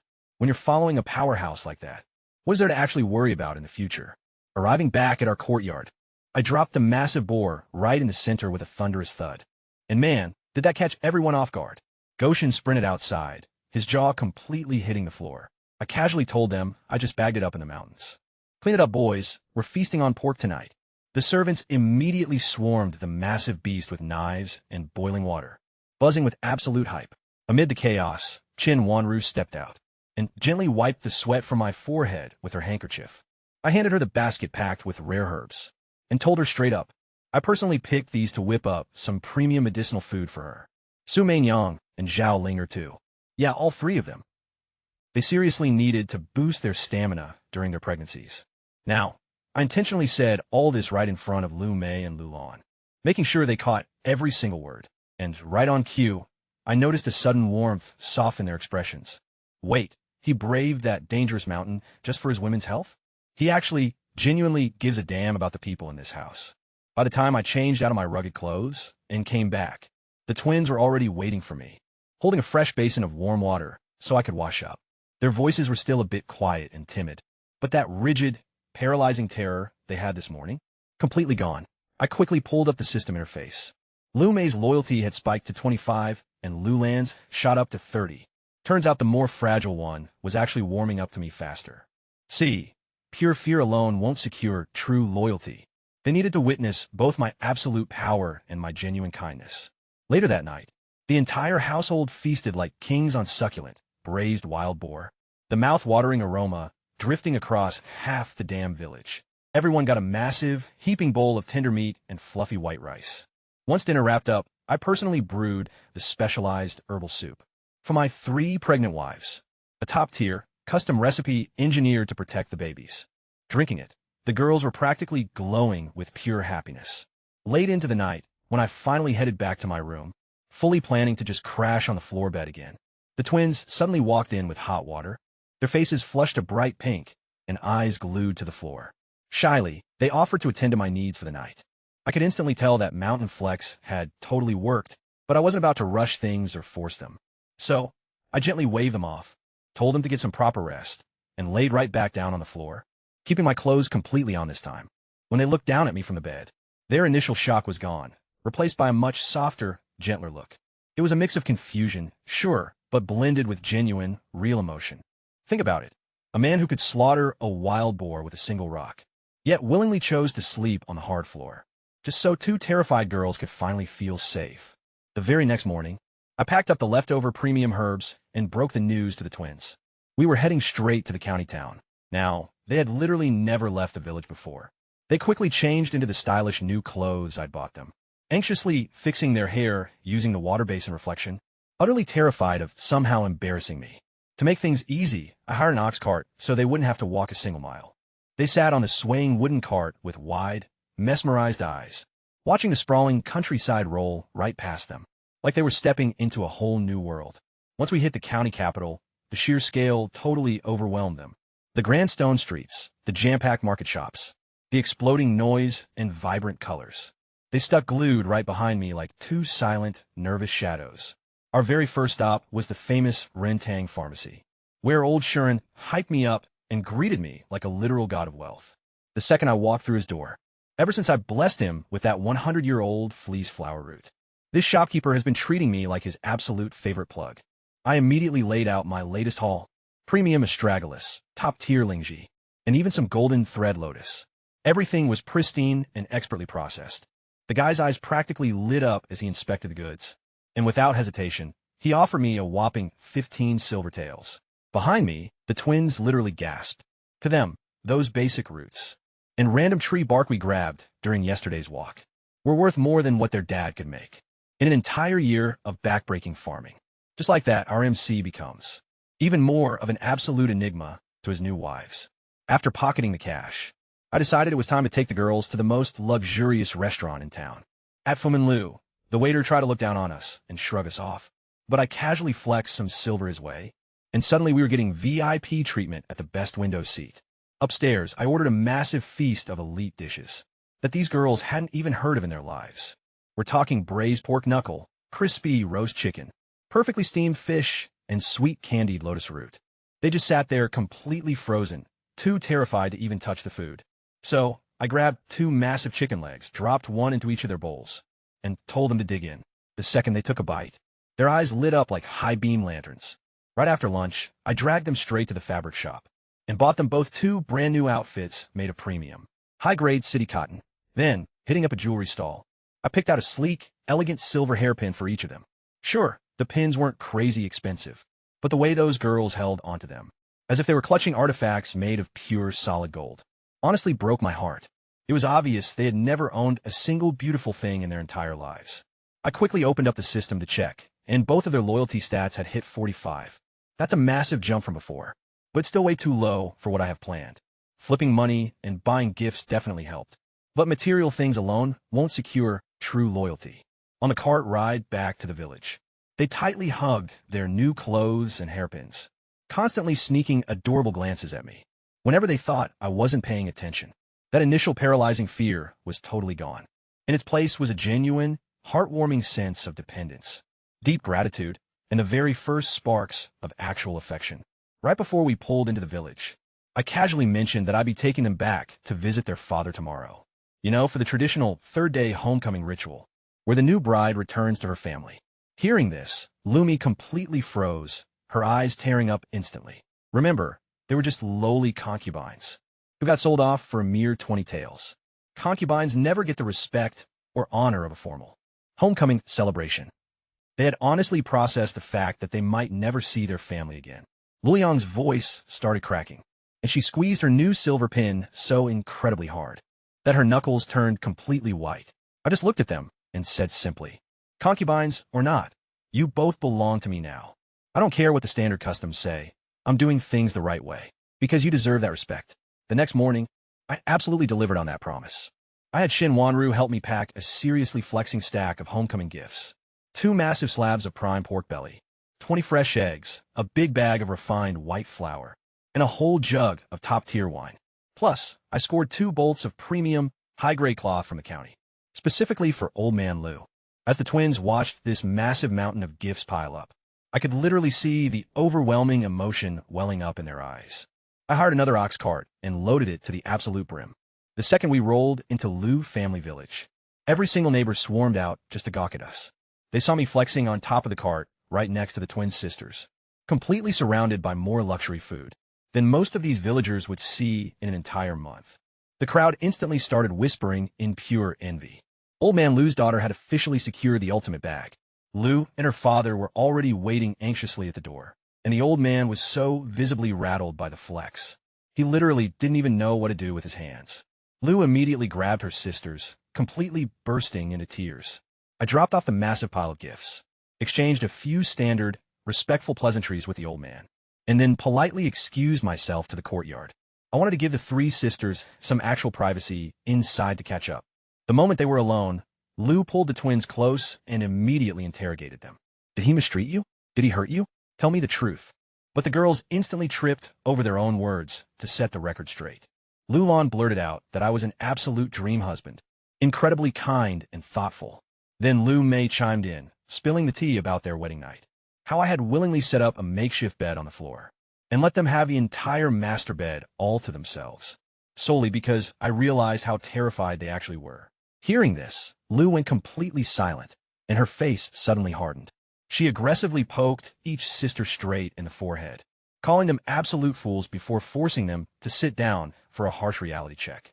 Sleeping on the floor is sweet and all, she snapped, but it also means you two are completely failing at your only job. Wake up. You are concubines in a massive household with 3 other powerful women, and every single one of them is pregnant right now. Sure, you have the temporary advantage of being the new arrivals. You're young, you're fresh, and you're stunning. But that hype is going to fade fast. If you actually want real, undeniable security in the Sun family, and if you want status and respect that nobody can ever strip away from you, then there's only one thing that matters. You need to secure a pregnancy as fast as humanly possible, preferably sons.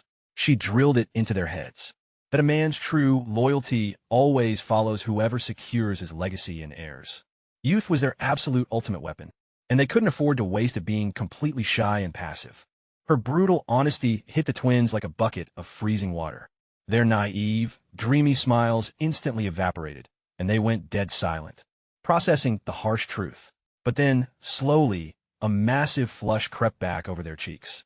Only this time, it wasn't out of embarrassment or fear, but from a newfound, fierce, and determined resolve. On the entire ride back home, the overall vibe on the ox cart had completely transformed. The twins sat in absolute silence, keeping their heads down, clearly deep in thought. I didn't even bother asking what their older sister had told them. I could easily guess, and honestly, it was exactly what needed to happen. I didn't want 2 terrified, mindless dolls who just submissively obeyed commands. I wanted capable women who understood their exact role in this massive power dynamic, and would actively work toward building our future. Lou had seriously done me a massive favor. I quickly checked the system interface. Boom! Both sisters had officially crossed the 50-point loyalty milestone. My passive daily income instantly spiked up to a massive 12 taels of silver. Now that is what I call excellent progress. That night, the absolute moment I pushed open my bedroom door, I stopped dead in my tracks, completely stunned. Everything inside was different. My makeshift floor bed was completely gone. The traditional Kong bed was freshly made, stacked with extra thick padding that looked insanely cozy. The ceremonial dragon and phoenix wedding candles were relit, bathing the room in a crimson glow, while the scent of fresh, clean skin filled the air. Lume and Lulan were sitting side by side, on the edge of the bed, wearing those brand new cotton clothes from the city. Their hair was still damp from the bath, and they were nervously twisting the hems of their shirts. The second I walked in, they both bolted upright, trembling like leaves. Lume spoke up first, and then they both dropped straight to their knees, confessing that they wanted to serve me tonight. I set down my cup, leaned forward, and gently pulled them back to their feet. I reminded them the floor was way too cold, and then asked if they were absolutely sure about this. They nodded, their faces flushing a deep scarlet, with Lulan completely losing her voice from nervousness, yet nodding with absolute, fierce determination. I gently caressed their hair, blew out the standard table candles, and left only the flickering wedding candles, casting romantic shadows across the bed. Shedding my outer layers, I slid under the covers, and they clumsily undressed, faces burning red, before slipping under the blanket on either side of me. Beneath the sheets, I could feel both of their bodies shivering against mine. I didn't rush them at all. I just pulled them both into a warm embrace and held them tight. It was a long, intense night. By the time the candles finally flickered out and the first light of dawn broke through, both sisters were fast asleep in my arms, their faces flushed and completely exhausted, yet looking incredibly peaceful. Meanwhile, I was wide awake, staring at my system panel in utter shock. 2 notifications, and they were both massive failures. Bloodline continuation failed. No offspring conceived. Bloodline continuation failed. No offspring conceived. For both of them, it was a total bust. I frowned. This had literally never happened to me before. Back with Qin Wanru, Su Meiyong, and Zhao Ling, every single encounter resulted in a first-try success. So what the heck was different about these twins? An entire night of absolute grinding, and every single attempt failed? The system just kept spamming me with the same cold, hard message. Bloodline continuation unsuccessful. No offspring conceived. I lay there, just staring blankly at the ceiling, genuinely baffled. This made absolutely zero sense. I looked over at the twins, sleeping like angels next to me, their cheeks still rosily flushed, their long eyelashes casting soft shadows in the morning light. Was the problem actually me? I immediately pulled up my stats panel to check. Everything looked completely normal. My physical strength was at 15, literally 3 times that of an average man.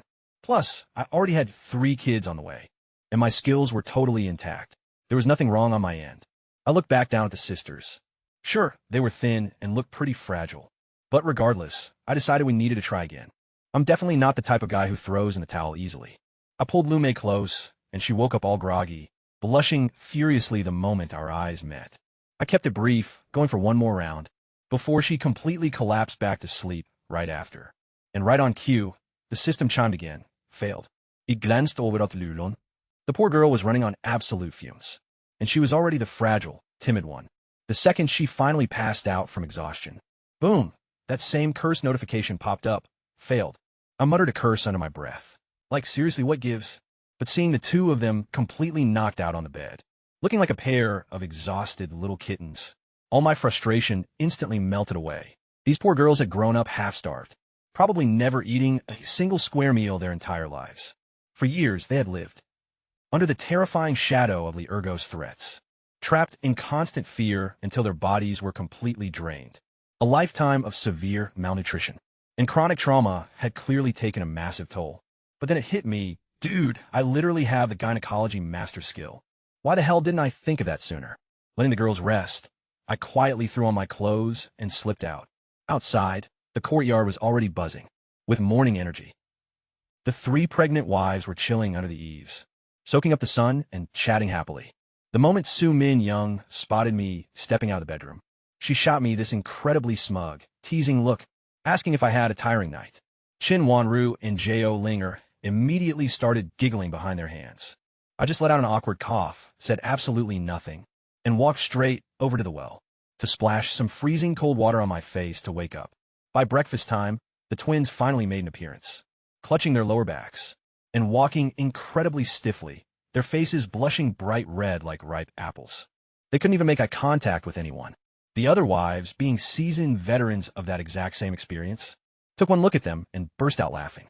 Su Min Young, of course, couldn't help herself, joking that our new sisters seemed to have completely forgotten how to walk. The twins looked like they wanted to literally melt into the floor from embarrassment.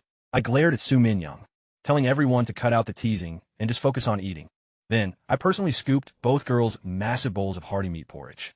Once breakfast wrapped up, I brought them back into the room for a private chat. They stood there, tense and rigid, probably expecting a round 2 of last night's antics.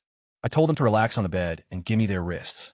Activating my gynecology master skill, I checked Lu Mei's pulse first.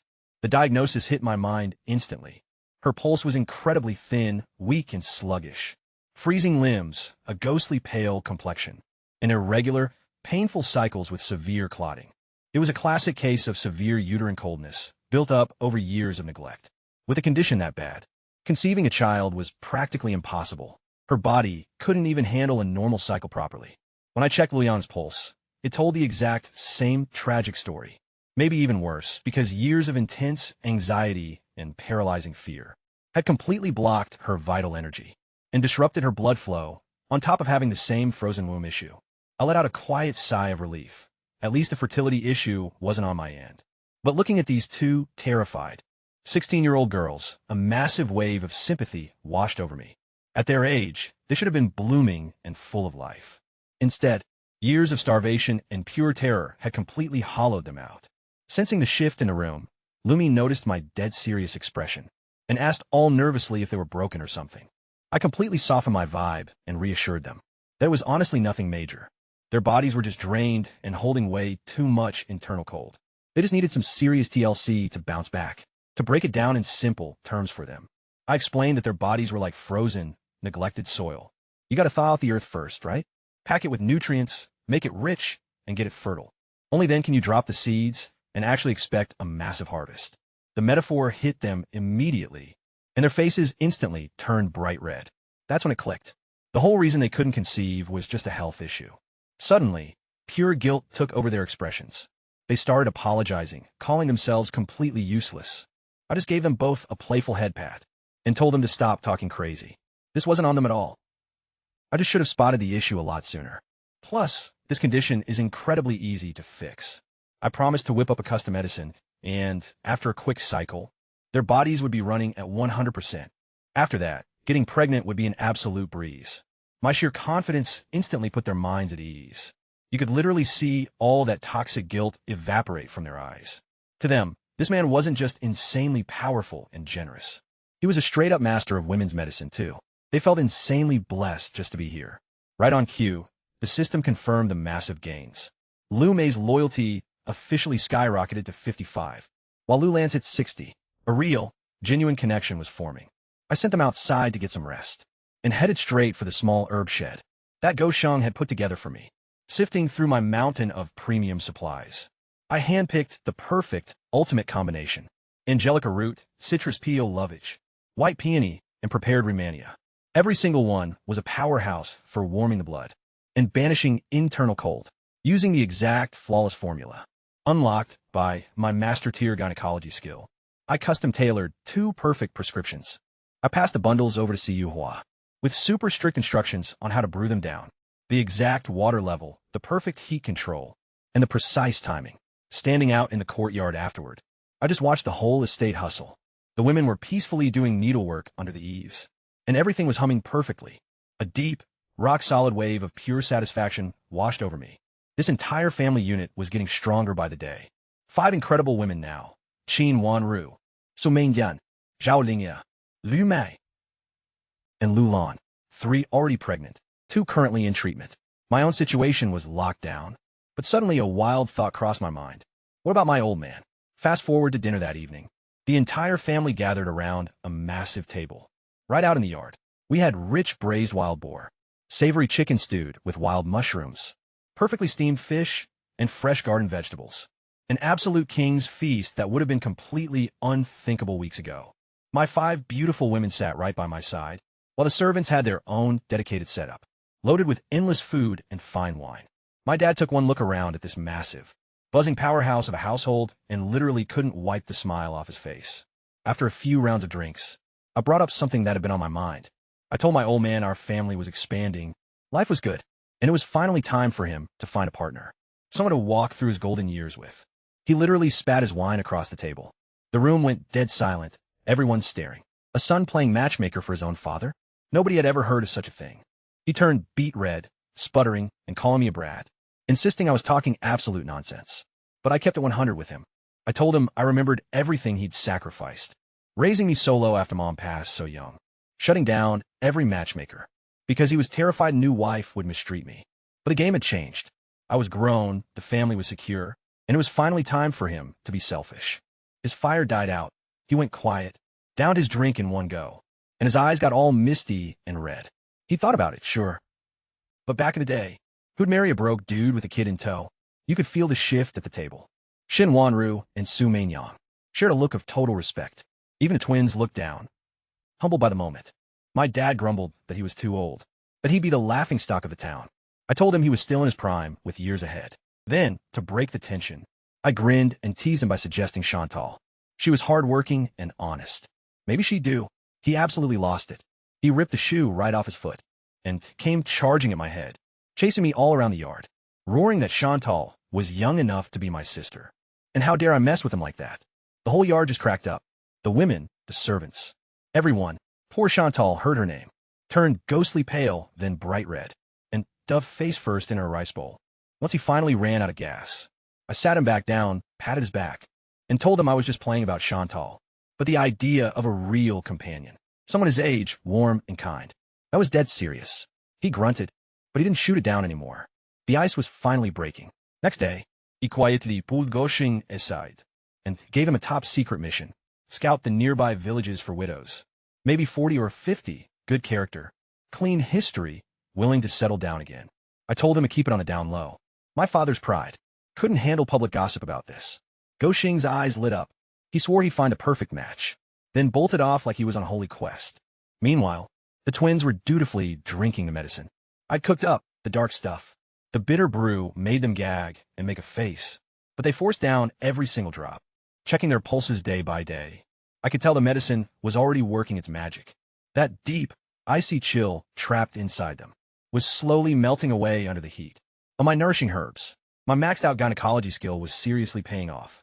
Give enough time, and getting them pregnant will be a walk in the park. The next few days were absolute bliss. The servants, now led by son Dajuan, stepping up as the new village chief, fortified our walls, making them higher and thicker. Meanwhile, the backyard plot was thriving, fully planted with fresh, seasonal veggies. The 3 pregnant women chilled out on the porch, knitting baby clothes and gossiping away. Even Lu Mei and Lu Lan were glowing more every day, healthy color finally returning to their cheeks. Their whole vibe toward me had completely flipped, shifting from pure terror to deep respect to actual love. Their eyes practically glued to me whenever I walked through the yard. But the peace didn't last. Goshen came bursting through the gate, his face pale with pure panic. "Bro, we got a massive problem." He wheezed out. "The tax collectors are here." I told him to take a breath and tell me what was going on. Turns out, the corrupt imperial court just jacked up taxes. Every single family in the village now owed a staggering 30% more grain than usual. The tax official brought a squad of heavily armed thugs, shakedown style, going door to door. Anyone who couldn't pay up got brutally beaten, and their homes were sealed off. I asked him how much they wanted from us. Because our household was so big, they hit us with a massive bill of 5 share of grain. But the tax officer was pulling a shady move, offering to take silver instead. 2 taels per share, totaling 10 taels of silver. Goshen was losing his mind. 10 taels was straight-up highway robbery. On the open market, a share of rice barely cost a single tael. This corrupt official was charging double, pocketing the extra cash for himself. Several families had already been beaten half to death because they couldn't pay. My eyes went ice cold. This is exactly how tyrants always start. Corrupt governments, squeezing the poor until they have absolutely nothing left. I asked where this so-called tax collector was hiding out. But before Goshen could even open his mouth, a screeching voice started howling right outside our front gate. "Son, family, get your asses out here and pay your taxes." Some guy with a voice like a dying duck kicked our gate wide open and strutted right in, backed up by 5 armed government thugs, wielding heavy wooden clubs. He aggressively waved a ledger in the air, demanding 10 taels of silver, or 5 share of grain on the spot, barking at us not to waste his precious time. This clown's name was Zhang San. His greedy, beady eyes scanned the yard, scouting out my Jack's servants, and the beautiful women resting under the porch. I could literally see the malicious greed, wreaking havoc behind his smug face. He clearly caught wind of our family's sudden massive wealth, and came here specifically to bleed us dry. I stepped forward, putting my body between him and my family. I stared him down, asking since when the hell taxes were this high. Because I knew the actual legal rate, 1 share of grain per household, or roughly 1 single tael of silver. This clown completely lost his mind. His voice literally pitched up an octave, screaming that I was a nobody, and that I had zero right to question imperial orders. He claimed the border conflict had completely boiled over, and that the emperor himself demanded a 30% tax hike, supposedly backed by the official papers of the magistrate. As for that ridiculous exchange rate of 2 taels per share, he called that his generous act of charity to us peasants, who couldn't harvest enough grain to survive. Pay up or rot in a cell. He barked as his goons surged forward, slamming their heavy clubs against the dirt, their faces twisted in pure malice. My dad immediately grabbed my sleeve with trembling hands, begging me to just pay them and not pick a fight with the law. The women huddled together in absolute terror. Lu Mei and Lu Lan were shaking uncontrollably. This entire nightmare triggered flashbacks of being brutalized by Li Ergu. I just stood there dead silent. I knew this was pure fiction. I had literally just returned from the border myself. The war was already won. There was no emergency. These corrupt officials were just extorting innocent villagers with forged decrees. I looked right at Zhang San and asked calmly if we even had a choice in the matter. He just sneered, declaring that whatever he says is the law. Then, he ordered his thugs to tear our house apart. He wanted to see what kind of riches we were hoarding behind our high walls. The moment one thug stepped up to shove me aside, Guoqing exploded from behind me, white-knuckling a wooden staff, and threw himself right between me and the aggressors. He screamed that they were nothing but crooked parasites, with zero right to touch the wealth my family had honestly earned. Suddenly, Sun Air, and Sun Sin stepped out from the shadows as well, brandishing shovels and hoes. They didn't say a word, but their intentions were crystal clear. Every single member of the Sun household stood united. Seeing this, Zhang Sin just mocked Guoqing, scoffing at the idea of a mere servant daring to defy the government. Enraged, he ordered his men to beat Guoqing to death, promising he'd personally cover up the murder. The thugs reared back their clubs, aiming a fatal strike directly at Guiqing's head. My father shrieked in horror while the women squeezed their eyes shut, bracing for the sickening sound of impact and shattering bone. But when they finally opened their eyes, Guiqing was standing exactly where he was, completely unscathed. Instead, the thugs were plastered all over the dirt, scattered in every direction. They were clutching broken arms and completely shattered legs, wailing in absolute agony. I had moved so fast, not a single soul saw what actually happened. Zhang San's face went entirely pale with shock. He stared blankly at his men writhing on the ground, and then shifted his gaze to me, standing there without a single scratch or even a shift in my expression.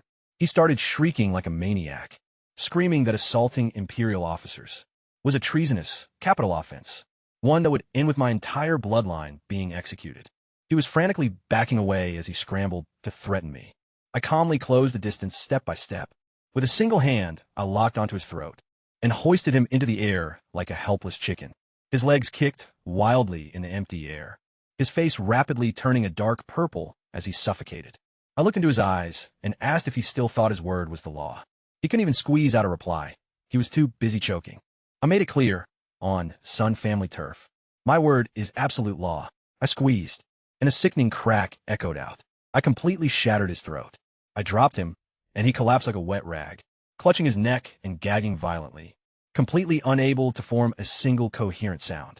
Even if he survived this, he was permanently muted. I looked down at his pathetic state, then glanced at the moaning lackeys groveling across my yard. As the others dragged one of them to his feet, he managed to spit out a desperate threat, barking that they go straight to the county office and return with the magistrate's elite forces and an army of soldiers to completely level our entire village. They propped up the broken, silent Zhang brothers between them and scrambled out of our courtyard, tripping over each other in absolute panic to escape. News of what I'd done spread like wildfire. Within the hour, word was out that I'd trashed tax collectors, crushed a government official's windpipe, and snapped the legs of several enforcers. The entire village was paralyzed with fear. People huddled in corners, whispering that I'd crossed a fatal line, and that the ruthless county magistrate would execute the whole village, just to punish me. The looks aimed at our estate instantly flipped from envy to pure resentment. They were terrified my war would drag them all down with me. Back inside, my father was chain-smoking his pipe, his forehead deeply knotted with anxiety. He asked if I'd been way too reckless. In his world, commoners simply didn't pick fights with the government. It was an absolute law of survival. The women immediately crowded around me, looking frantic. Qin Wanru urged gently, reminding me that these were imperial officials who would absolutely seek bloody revenge. Su Meiyang, looking dead serious for once, warned me about the lethal, hidden retaliation the county office could bring. Look, I knew my response was brutal, but with vultures like Zhang San, if you give them an inch, they take a mile. If I handed over 10 taels of silver today, they demand 100 tomorrow. The only way to buy time was to break them so severely that they'd be too traumatized to ever come back. I told everyone to chill out. I already had a plan. First, I dispatched Gua Xan to the county town with 2 vital tasks. Number 1, track down old Shun at Renhitang and dig up every piece of dirt on Zhang San, his backers, his shady connections, and his fatal weaknesses. Number 2, buy a highly specific list of medicinal herbs. Individually, these herbs were completely harmless, but when fused together in the exact ratios, unlocked by my 100 herbs mastery, they created a lethal, slow-acting toxin. It would gradually deteriorate a person's vital organs, without leaving a single trace of foul play. I wasn't going to just assassinate Zhang San. That would be way too obvious. Instead, I'd make him rot from the inside out, slowly and excruciatingly. That was the perfect poetic justice for a snake like him. Gua Xian nodded and took off without a moment's hesitation. I knew this drama was far from over. Some low-level tax collector in a backwater village would never have the balls to double-charge rates on his own. There had to be a major player pulling the strings. Look, I wasn't looking for trouble, but since it found me anyway, I was going to face it head-on. That very afternoon, I rounded up the boys in the yard and shut down all operations for some mandatory training. I kept it real with them. They had the raw muscle, but zero actual combat skills. If they ran into real, trained killers, they'd get absolutely shredded. So it was time to teach them elite military combat, the exact same lethal drills used by hardcore soldiers. To kick things off, I demonstrated the first move, a brutal lunging punch straight from a low horse stance. My fist ripped through the air with an explosive crack. Their jaws instantly hit the floor. They could literally feel the terrifying, raw power radiating off it, even without knowing a single thing about martial arts. Any remaining slacking completely evaporated. They locked in and threw themselves into the grind with absolute focus. Suddenly, the yard was echoing with fierce battle cries and heavy impacts. The women watched the whole thing from the porch, seeing me flow seamlessly through those devastating, fluid forms. All their anxiety just melted away, with a total powerhouse like me standing as their shield against the world. Even if the sky collapsed, they knew they'd be safe. The next morning, way before dawn, Gao Sheng came sprinting back from the county capital. Covered in thick road dust, he brought back major intel. Old man Xian had spilled all the tea. Turns out, Zhang San was just a low-life local thug, who only secured that sweet tax collector gig, thanks to his powerful brother-in-law, a shady figure known as Advisor Sun. This guy was the county magistrate's right-hand strategist. Sun was the true mastermind, managing all official documents, dictating counsel, and wielding massive, corrupt influence inside the government office. He was insanely greedy, crooked, and incredibly petty. Tons of local merchants had been extorted and bled dry by him. But everyone was too terrified to speak up. As for the actual county magistrate, a guy named Zhou Enhai, Old Qian mentioned he was surprisingly decent and honest. I carefully packed the completed compound into a bamboo tube and sealed it tight. I didn't have a use for it just yet, but when the time came, this secret weapon would be ready. Meanwhile, back at the capital, Advisor Sun completely lost his mind, smashing his teacup to pieces. The second he found out what I did to his precious brother-in-law. With a completely crushed throat, Zhang San was never going to utter another word again. Sun took this as a massive, personal slap in the face. He immediately mobilized a squad to hunt me down and arrest me, fully planning to throw me into the deepest county dungeon and torture me until I begged for the sweet release of death. But I obviously wasn't just going to sit around like a duck, waiting for him to make the first move. I locked onto that key piece of intel Gao Sheng gave me.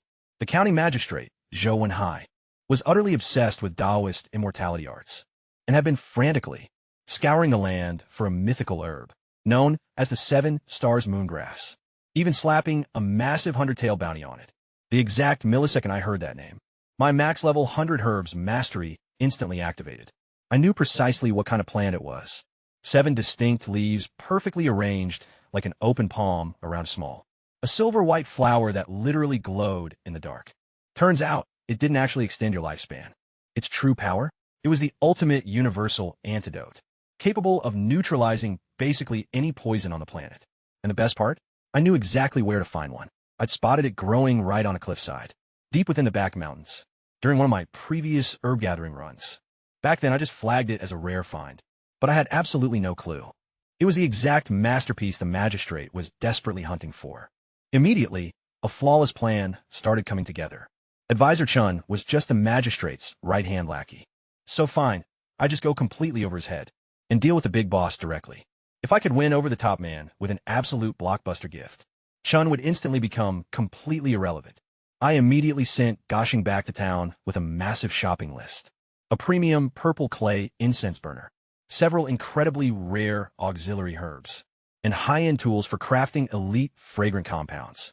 The moment old Xian over at Rin Tang saw the list, he connected the dots and realized what I was cooking up. An elite burner and master-level fragrance supplies? This kid must have actually found the legendary herb.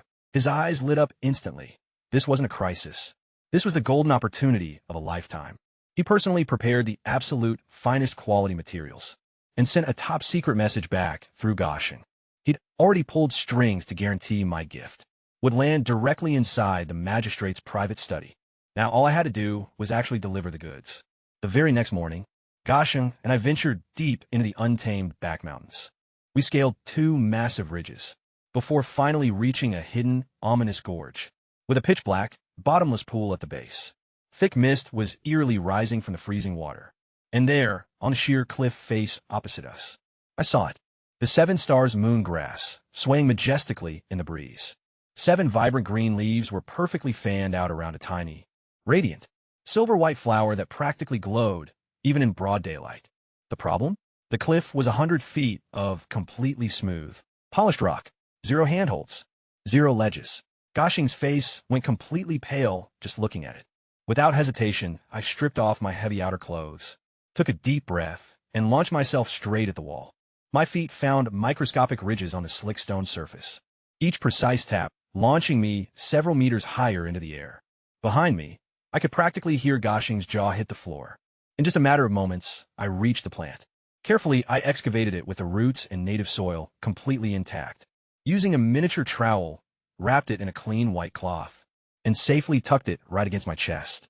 Then, I casually dropped back down a massive cliffside, landing flawlessly and softly right in front of Goshing, who was still standing there frozen with his mouth wide open. Once we got back home, I locked myself in my room and got to work. This was the absolute make-or-break moment. I meticulously separated the leaves from the main flower and began grinding them down into a vibrant green extract. I made sure to use a pure jade pestle. Absolutely no metal tools allowed, since metal would completely ruin the herb's divine medicinal properties. Next, I crushed the supplementary herbs into a fine powder, calculating the exact ratios using my overpowered 100 herbs mastery, before seamlessly blending everything together into a perfect mix. As I slowly stirred the concoction, an absolutely intoxicating aroma filled the entire room. It hit me first as cool, crisp, and pure, almost like distilled moonlight, before shifting into this comforting warmth that literally sinks right into your bones and completely sharpens your mind. I carefully packed the finished blend into a purple clay incense burner, sealing it tight with special beeswax, and leaving just a tiny pinhole for the aroma to escape. Slowly but surely, a single batch would burn for half a month, nonstop releasing the absolutely legendary fragrance. By the very next day, Goshing carried the sealed burner inside a premium wooden gift box straight over to Rintang. Old Xian's hands were literally shaking when he opened it. Without asking a single question, he told Goshing to let me know that I'd have a definitive answer within 3 days. Old Xian handled the delivery personally. He suited up in his absolute finest clothes, marched right over to the magistrate's estate, and tracked down the chief household steward, a high-value connection he'd been carefully cultivating. Over years of doing business, he handed over a thick, fat red envelope packed with cash alongside the box. He hyped it up as a hyper-rare incense with insane calming and restorative healing properties. Just a humble gift for the exhausted magistrate. The steward weighed the heavy bribe in his hand, smirked, and accepted the wooden box. He promised to pass it along, though whether the boss actually used it was anyone's guess. Old Qian's part of the play was done. Now, absolutely everything hinged on whether my incense was actually as god tier as I claimed it to be. While I kicked back at home waiting, the chess pieces were moving exactly according to my script. I ended up finding out later what went down on the other side. Deep inside the county magistrate's mansion, the magistrate, Zhou Wenhai, was slumped in his study, looking way older than a guy in his early 40s should. Gray hair was already invading his temples, and pure exhaustion was permanently etched onto his face. Turns out, a brutal cold toxin had plagued his body years ago, while he was serving out on the harsh border, and it had never fully healed. Every single rainy day or high-stress night, his chest would flare up, feeling like 1,000 needles stabbing him from the inside out. He consulted every top-tier doctor around, chugged every medicine under the sun, but nothing worked. That's exactly why he became completely obsessed with mystical Taoist health practices and ultra-rare herbs. The guy was completely out of options. So when his servant brought in the wooden box sent by Old Qian, the magistrate barely even spared a glance. I mean, he'd received dozens of these so-called miracle cures over the years, and they always turned out to be total garbage. But as he leaned over, he suddenly caught a whiff of the scent, drifting from that tiny pinhole in the seal burner, and everything instantly changed. The fragrance was unlike absolutely anything he'd ever experienced. It wasn't the suffocating sweetness of standard sandalwood, or the heavy, choking smoke of agarwood. It was remarkably clean and crisp at first, almost like breathing in pure moonlight. Then it gradually turned warm, melting deep into his lungs, his chest, and down through his limbs. That agonizing, stabbing pain that had been gnawing at him all day instantly began to fade away, and his knotted nerves finally unraveled. For the first time in literal years, the man felt something close to absolute peace. He immediately slammed the burner lid shut, placing it on his desk as the heat began to surge. Instantly, a divine fragrance completely filled the study. Closing his eyes, he leaned back in his chair and took a deep breath. The agonizing pain finally faded, and his body relaxed, a feeling he hadn't experienced in ages. He needed to find out where this masterpiece came from right now. Old Qian was immediately summoned to the magistrate's study. The elderly pharmacist walked in, absolutely terrified. If the incense failed or backfired, he was completely done for. But one look at the magistrate told him everything. The man's complexion was glowing. His eyes were razor sharp, and his voice was warmer than Chien had ever heard it. The magistrate demanded to know the origin of the incense. Luckily, old Chien had his cover story ready. He claimed it wasn't his own creation, but the work of an elusive friend, a reclusive, eccentric mountain hermit, who uncovered an ancient formula deep inside a hidden cave and crafted it by hand. The guy was a genius, but a total weirdo, who absolutely despised dealing with officials and would spook easily if approached directly. Old Chien was playing his part flawlessly, hyping me up as some legendary, mysterious hermit sage. The more unattainable I seemed, the more desperate the magistrate would be to meet me. When Hai wasn't backing down, though, he ordered old Shin to give him a name and a location, confident he could pull the strings to set up a meeting himself. Then he dropped a massive bombshell that made old Shin's heart skip a beat. As a reward for delivering the miracle cure, the magistrate offered his personal, elite protection. If any trouble went down in the county, old Sien could bypass everyone and come straight to him. That was an astronomical favor, the kind of leverage money couldn't buy. Without an ounce of hesitation, old Sien handed over my name and my village's location, Sun I, from the Sun family village. The magistrate repeated the name under his breath, and old Sien could see the sheer fascination already burning in a man's eyes. The trap was set. Now I just had to wait for the fish to bite. Everything was playing out exactly according to script. Old Sien was practically vibrating with excitement. The second he left the magistrate's estate, he immediately dispatched his fastest rider to rush the intel straight to me. But long before that messenger could even reach me, wheels were already turning inside the county office, moves that would change the entire game. Earlier that day, Advisor Chun had marched into the study, completely oblivious, holding a freshly minted arrest warrant with my name on it. He expected the usual routine, a quick, careless nod, a wave of the hand, and a squad of soldiers raiding our village by nightfall. But the moment he walked in, he noticed the vibe was completely off. The magistrate looked incredibly rejuvenated.